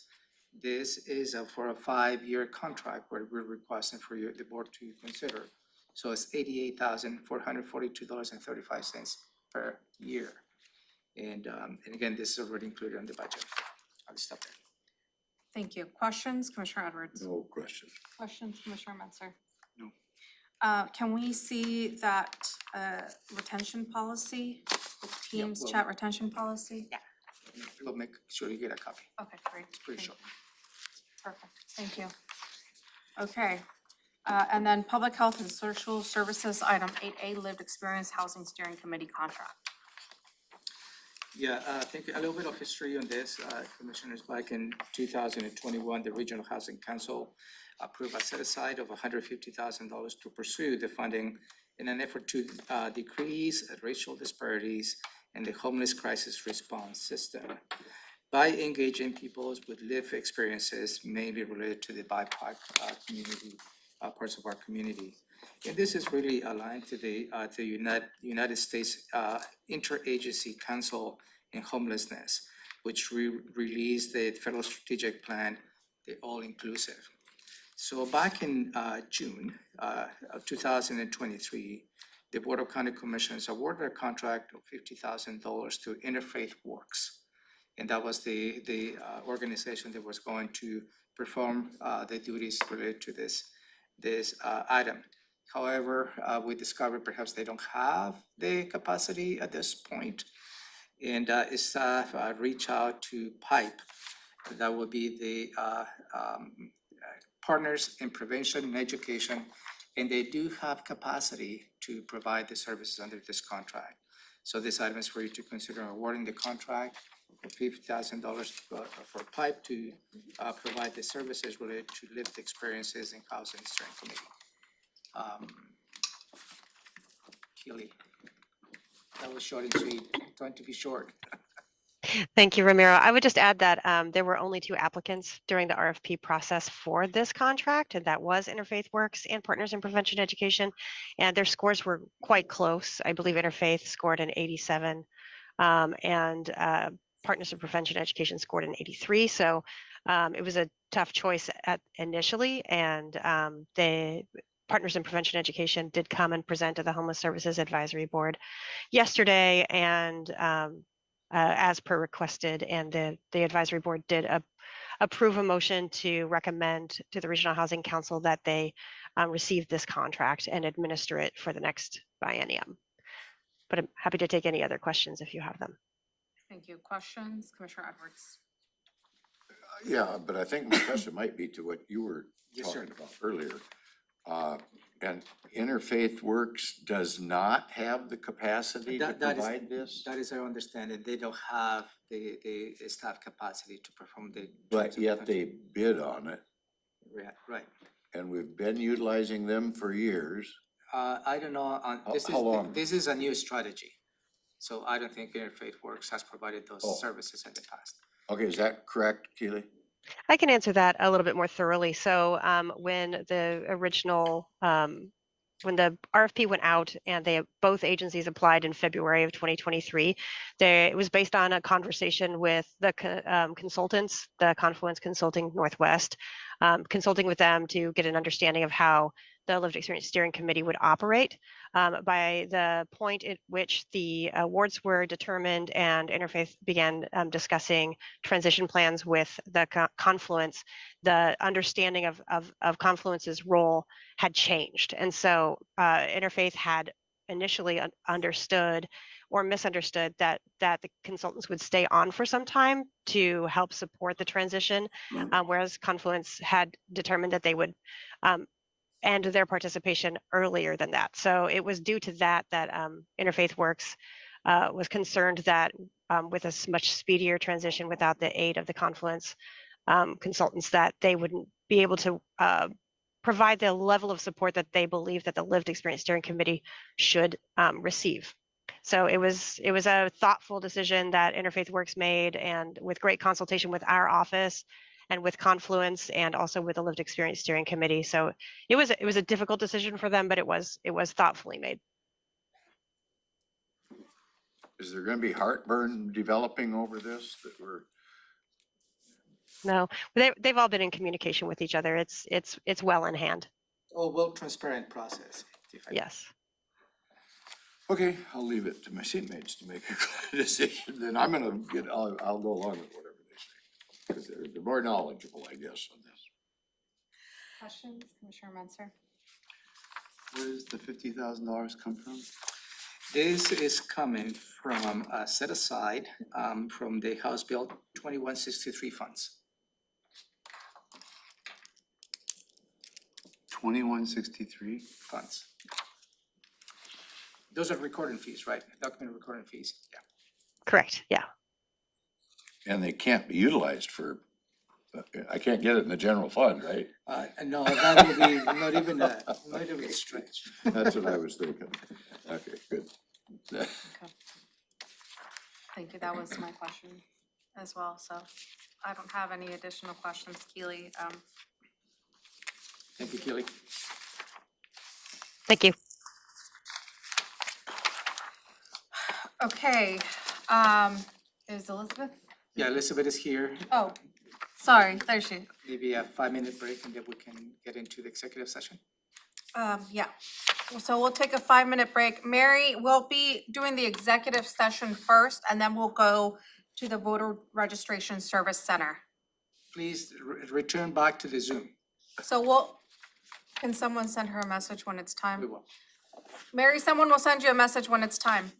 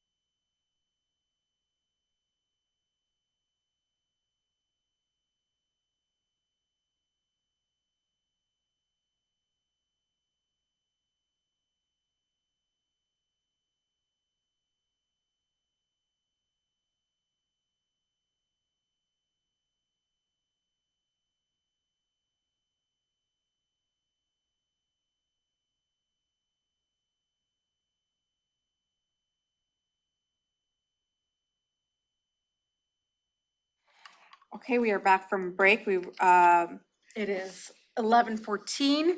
We're going to be heading to executive session and then we'll be back to do the rest of the agenda. And this executive session is per RCW 42.30.110 subsection 1I to discuss with legal counsel representing the agency litigation or potential litigation to which the agency, the governing body or member acting in official capacity is or is likely to become a party, High Definition Homes LLC, reasonable use exemption appeal. And this will take approximately 30 minutes. Commissioner's action may follow.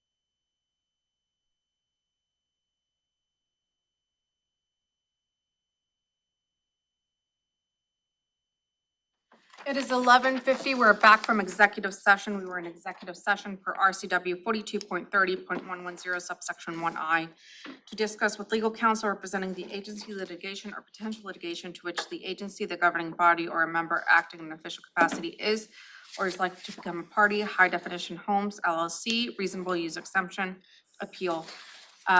No commissioner's action follows this executive session. With that, we'll go ahead and wait till next week for the proclamation and awards, advisory boards and commissions, and PIO check-ins. So thank you, Jamie, thank you, Megan. And we'll go straight into the voter registration service center project update. We Yeah, have, thank you. We have Rick Thomas, who is going to give us a perspective, also Mary Hall. This is just an update. You're familiar with this project. This is the county purchased the whole complex at the Mudman area with the pilot processing centers, a combination of 3 buildings. And one of those buildings, where you could update today, you provide direction to start working with the election side of the auditor's office. And it was a finite dollar amount they were authorized in terms of the budget. Here we are to give you up to speed and perhaps bring up to speed on the status as well as next steps. Right.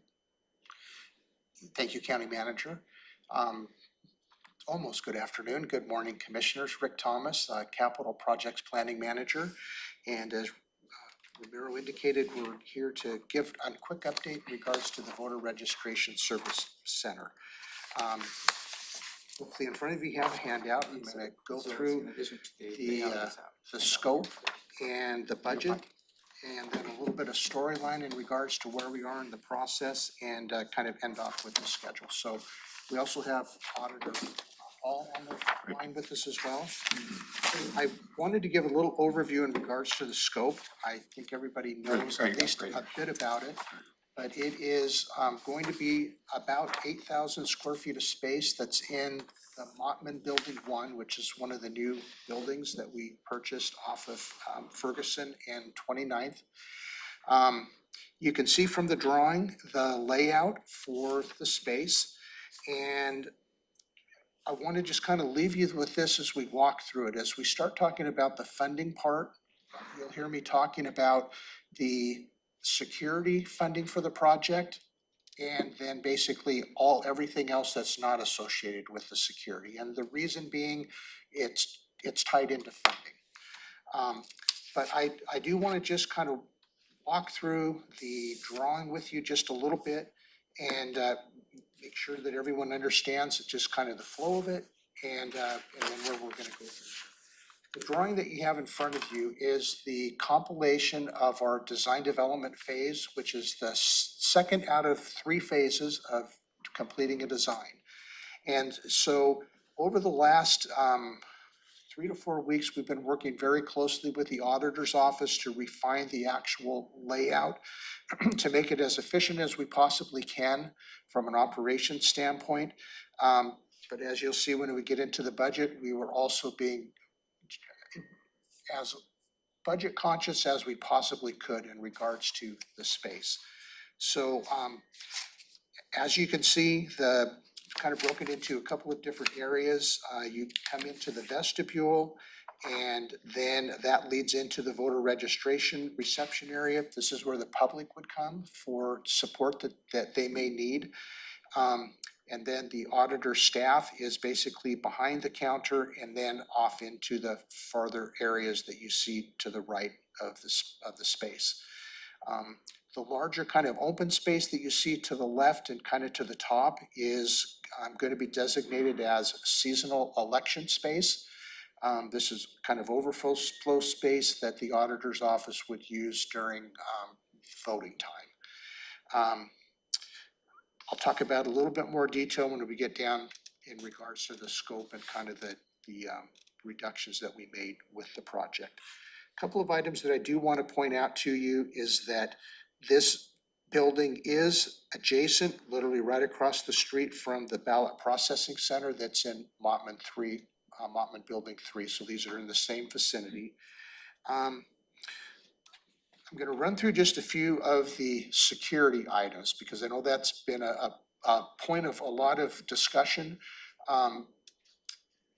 Mary Hall did have a group from Department of Homeland Security meet with our entire group, including our design team, to go over just recommendations for physical and electronic security within the actual facility itself. And so I've listed some of the items here just to give you an idea in regards to what the security funding part of this project would cover. So with our physical security, we have 2 safe rooms that we are going to be providing. And they're not just safe rooms. As you can see on the drawing, there's the meeting room kind of in the middle right-hand top there.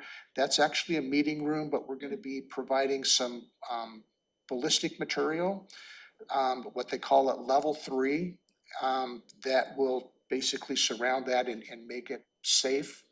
You know, not impenetrable, but more safe.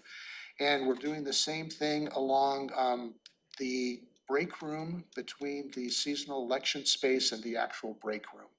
So those are 2 safe spaces that if we have some sort of an intruder scenario, those are places that the employees can go to in order to have, again, a safe location. The exterior doors are going to be security doors with anti-tamper type hinges. We'll have an electronic control system to get in and out of the building.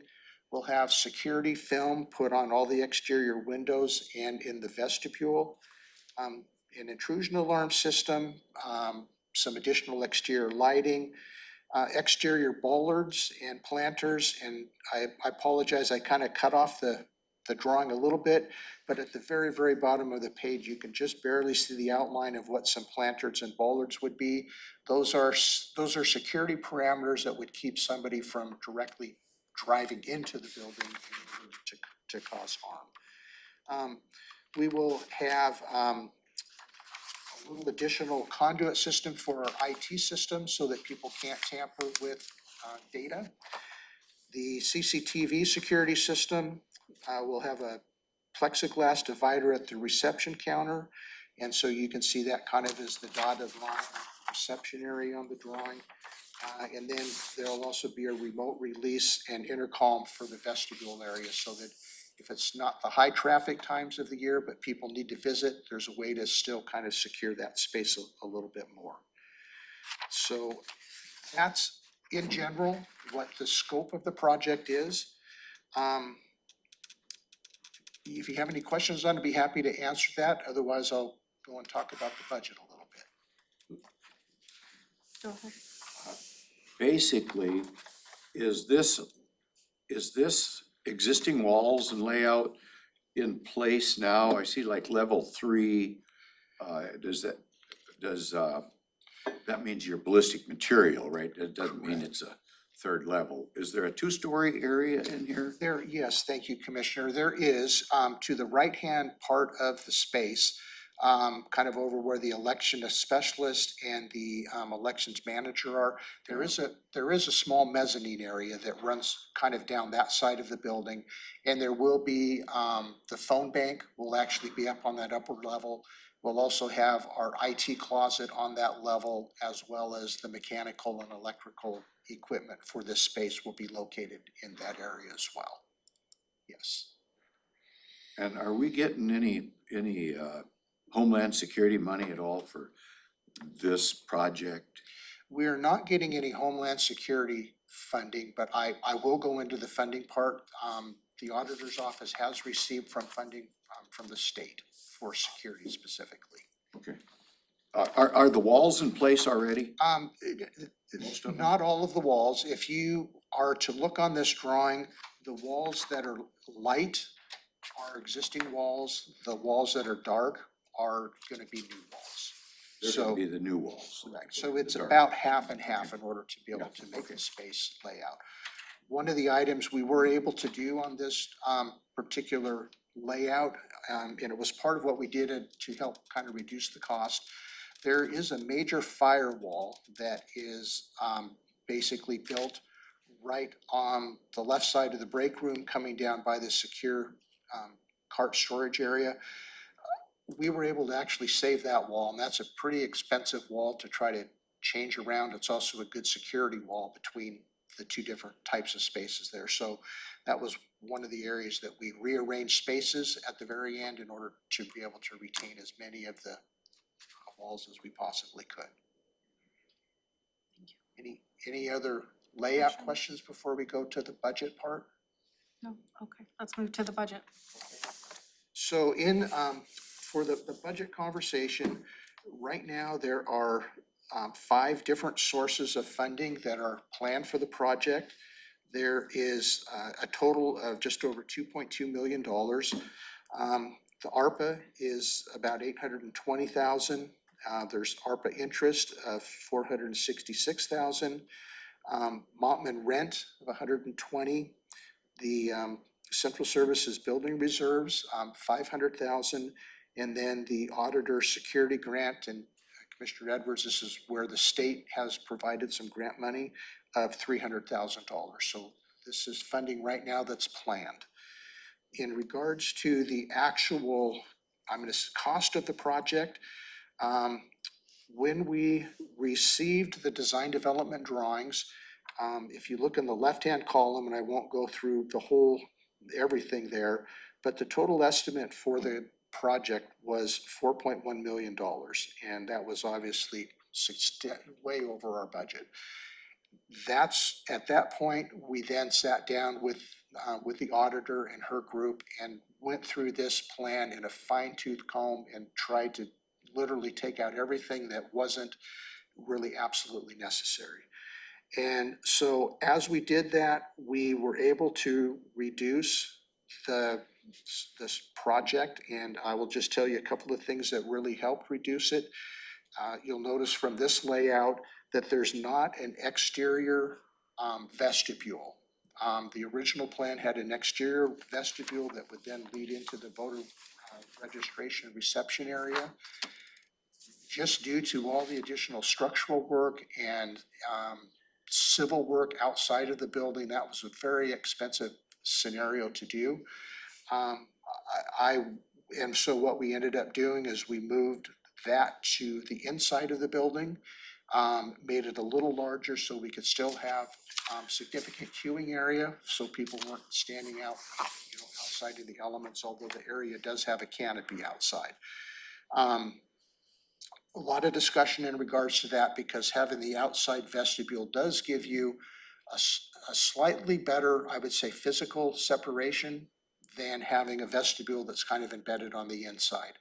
But we do think by having security film and things like that on the vestibule glass, it was a reasonable trade-off. Is this for viewers of the election? Is that what that's for? No, the vestibule, actually, Mary, do you mind, maybe you could just take a moment or two and explain kind of the flow of your operations through the space? Commissioner, this is designed for queuing people up, because in a presidential election, there can be a 2-hour wait to get a replacement ballot. And of course, a general election is in November. So when we were in building 1, we would snake people through building 1. They'd be on both hallways, and then we use the big break room at the end on floor 1.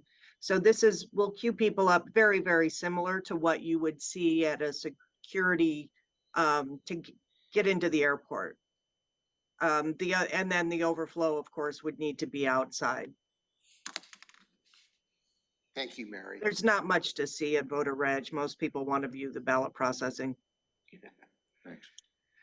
So a couple of items we did to reduce that $4 million cost down was, again, we removed the exterior vestibule and brought it inside.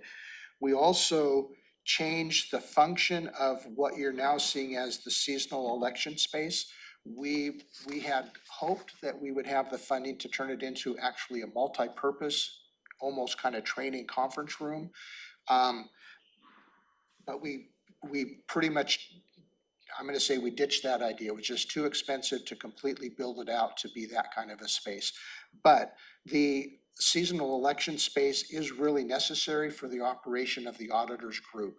So That space will still, it'll be cleaned, it'll be refreshed, but it's not gonna look a whole lot different than it does right now. We're not putting in any special ceilings. We'll be, cleaning, polishing the existing concrete floor. We also had, kind of down in the left-hand corner where you see door 102A, we actually had two new sets of restrooms that had multiple stalls in that, again, thinking that this might be a multi-purpose room and have 100 people in it. That's just not the case. And so we also removed that from the project, which saved quite a bit of money. We have one existing restroom that you will see, public restroom, that's in that seasonal election space.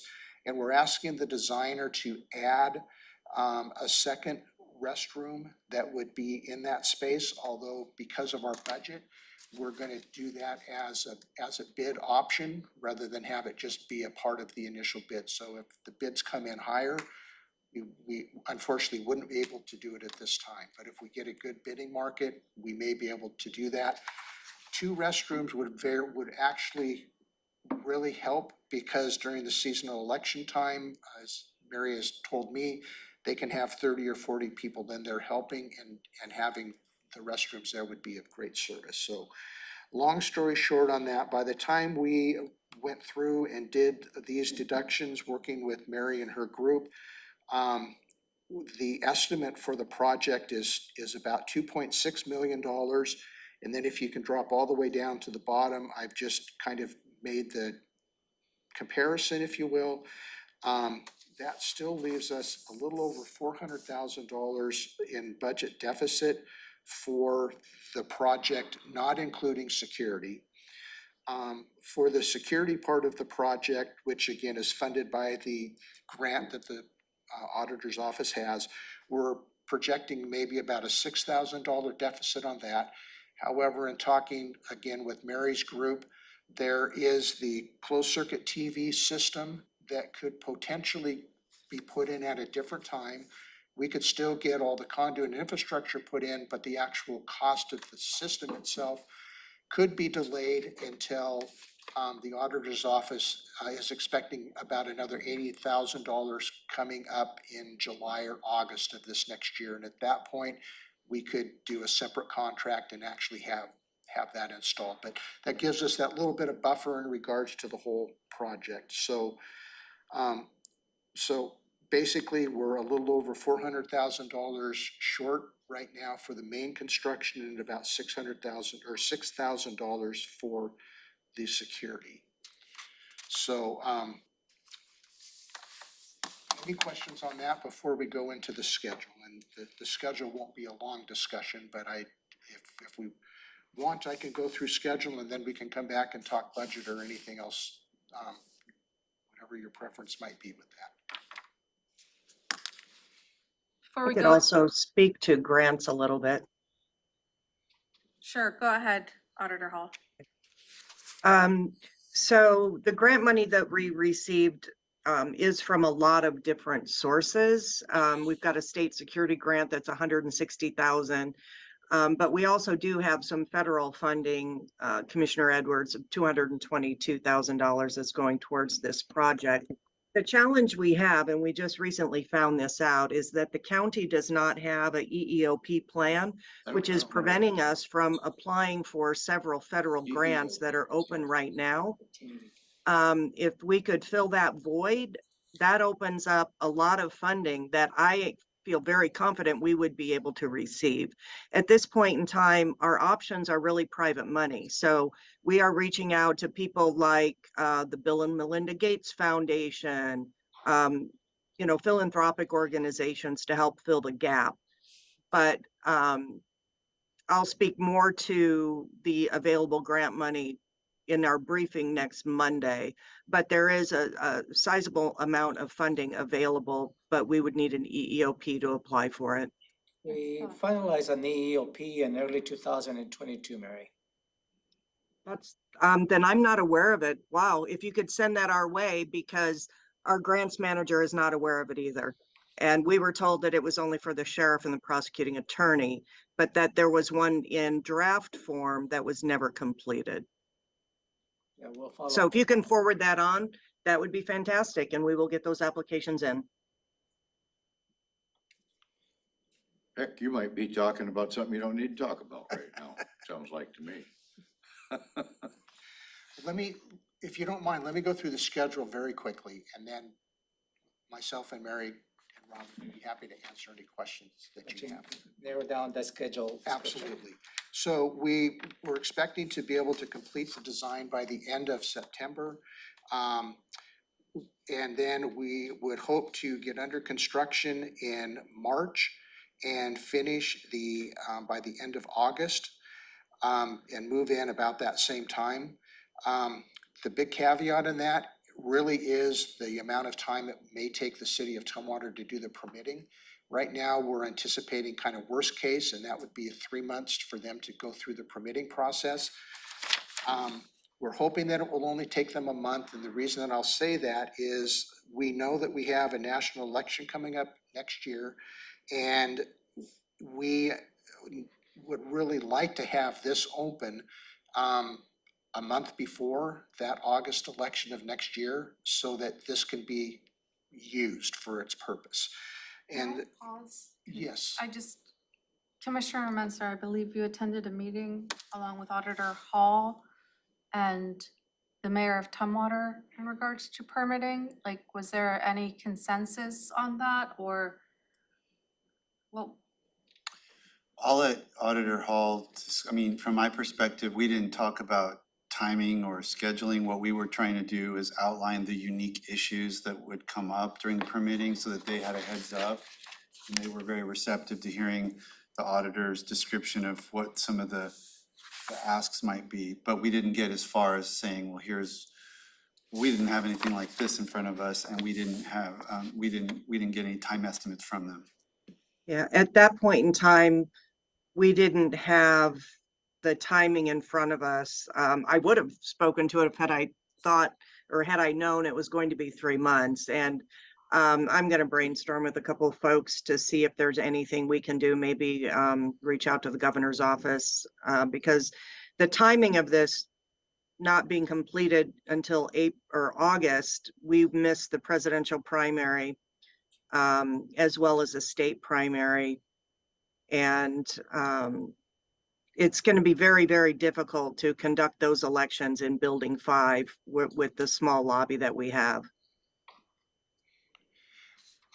from a scheduling perspective, we do have a meeting with the permitting department on August the 31st or September the 7th. They haven't given us the exact date yet, but we do have our paperwork into them to start that process. So I'm hoping that we can expedite it through, but by the end of this month, 3rd of September, I should know a lot more detail about that. Hope isn't the best plan.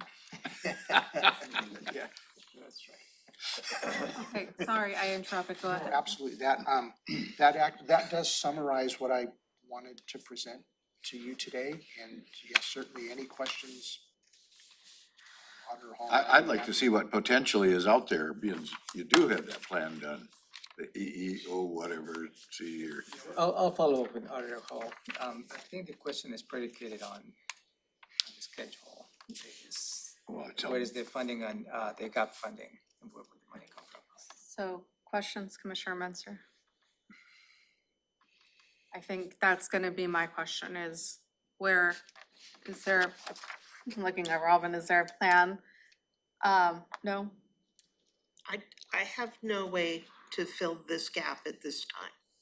But the EEOC permit is done, so, or The the plan or something, EEOP or whatever, so let's get on that. It's my understanding that the EEOP was completed so that that would not be a barrier for applying for grants, but that's not a guarantee that we would Oh, no. receive grants. But it's hope. It We're is doing everything hope. on hope. So the schedule is already longer than we had hoped. Speaking of hope, but I can't proceed without the board's approval, considering that the funding that you approved is not sufficient to complete the project.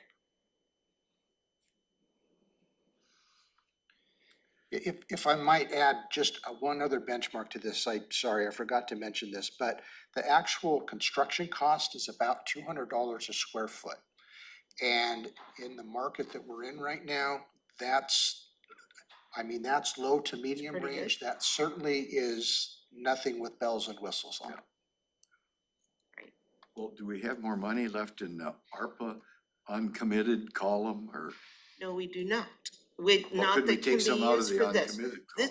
The ARPA funding that's earmarked for this project has to come from lost revenue. This project is not eligible for the regular ARPA money. So you've already earmarked the entire $10 million of lost revenue. And that includes this 821,000 that the board has put toward this project.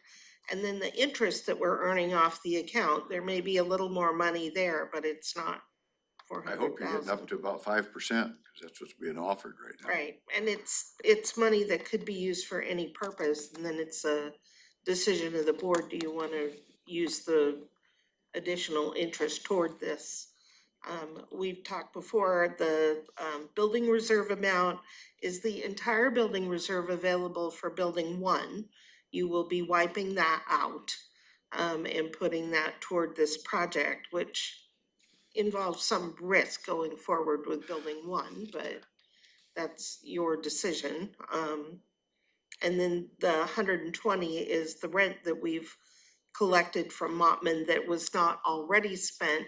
This is rent we've collected in addition to the rent that we used to pay for design. You know, that 400,000 interest or whatever it was that based on some number some That was months based on ago? what we've been today? collecting. Right, but I mean, Right. that interest That was rate the keeps, amount. it keeps growing. And I take it that when you say on the ARPA fund, it's the total ARPA fund of X couple $1 million and something else we're sweeping. We're sweeping it, 30-some right? million that is currently sitting in. And so we're the- sweeping that into this fund to Yep. do this. Yep. That should grow substantially if There possibly. may be more at this point. Yeah. There was 466,000 at the time the board approved that. So there So may that's a be couple more, months but ago. it's not going to be 400,000 more. That's how much had grown over the course of 2 years. I don't know, I bet it's a fair amount. Is I there, don't know what it is, but I bet it's a fair amount. I mean, is there a possibility for us to move forward without allocating those 414 yet? And kind of seeing, If we're successful in grants. and just seeing like, is there any When the bill possibility? comes due, I'll need to know where to pay Somebody's it gonna from. have to pay it. And I don't even wanna say it out loud. But does the rainy day fund qualify? Just takes 3 commissioners to vote on it if we hurry up. I don't Otherwise, think it'll take that this 5. is, It doesn't fall under it. fits within the resolution that the board approved on reasons to remove money from the rainy day. Mary's got her hand up. We have a pretty healthy fund balance in our general fund. I would hope that democracy would be higher on the priority list and you could shave a little bit off that. We're talking less than $1 million right now for a $42 million fund balance. I bet we can pull it off. And you have many discussions as to the ending fund balance. Right, you've seen As the recent pressures as on last Tuesday. Yeah. Yes. So I will stop on that. So I guess my suggestion is we move forward for now and then keep having discussion on, you know, where we can possibly get this funding from. Maybe grants become available that could cover the We cost would for this. certainly make this a priority with our new federal lobbyist in finding a way to fund this. There you go. And the board will have another decision point in issuing the contract. And and that will give us a little bit of clear indication of how much money it is on the bid. That might be a little bit too late, but you do have another decision point when the contract is coming to you. So is gotta Are- go. Are commissioners okay with the proposal to move forward and then kind of wait, or is there another proposal from commissioners? No, I'm with you. If I don't like it, but I'm with you. If I could go back to Romero in regards to the timing as well, we will get an updated construction estimate, probably in, let's see, I'm trying to think, probably the end of September, first part of October, that should really nail down the cost even closer than what we have right now. Okay. You know, the economy is still slipping a little bit. That price might drop a little bit. So Rick, the next step is to put a AIS for the bid. That will be the next step. Yes, we should be finishing up our design by the end of September. Permitting, and I would say, once we start permitting, then we would come to the board for an AIS to get ready to go out. I would ask that the board allow that AIS to be heard right away, since we are up against a deadline, and there are always delays in constructions, and the worst thing to me would be to not be in there for the presidential election. I have no other plan B except potentially move to the atrium. But still, we need to process with the permitting process. So having an AIS at this point really is not gonna help on the timing. I understand that. I'm just saying when we're ready, When we're ready because to go, sometimes it can take 2 weeks to a month to get in front of I the will board make with sure an that is not AIS. the case, Auditor. I will make sure that is not the case. Thank you very much, Romero. Okay, and then, well, best of luck with your conversations with the city of Tumwater, Rick, and either you said the 31st or the 7th. So, okay, thank you, Auditor Hall. Thank you. Okay, are there any other commissioner items the commissioners would like to discuss? We're way past time, but nope. Okay, Just nothing to, I attached in your packet this piece of information, this email. This is a follow-up to the conversation that you had. Is this Rob's email? Yeah. Yeah. Related to, you know, the foundational public health amendments 15 and 16. That's what you requested. I want to make sure that we follow up on that. can we actually have like a, not sure if this can be added, like a conversation about this, because it was confusing for the public, it was confusing for commissioners, and well, I appreciate the email, just having a conversation just to clarify to the public as well, I think it's, We'll schedule some. okay, thank you. Okay, 12:23, we are adjourned.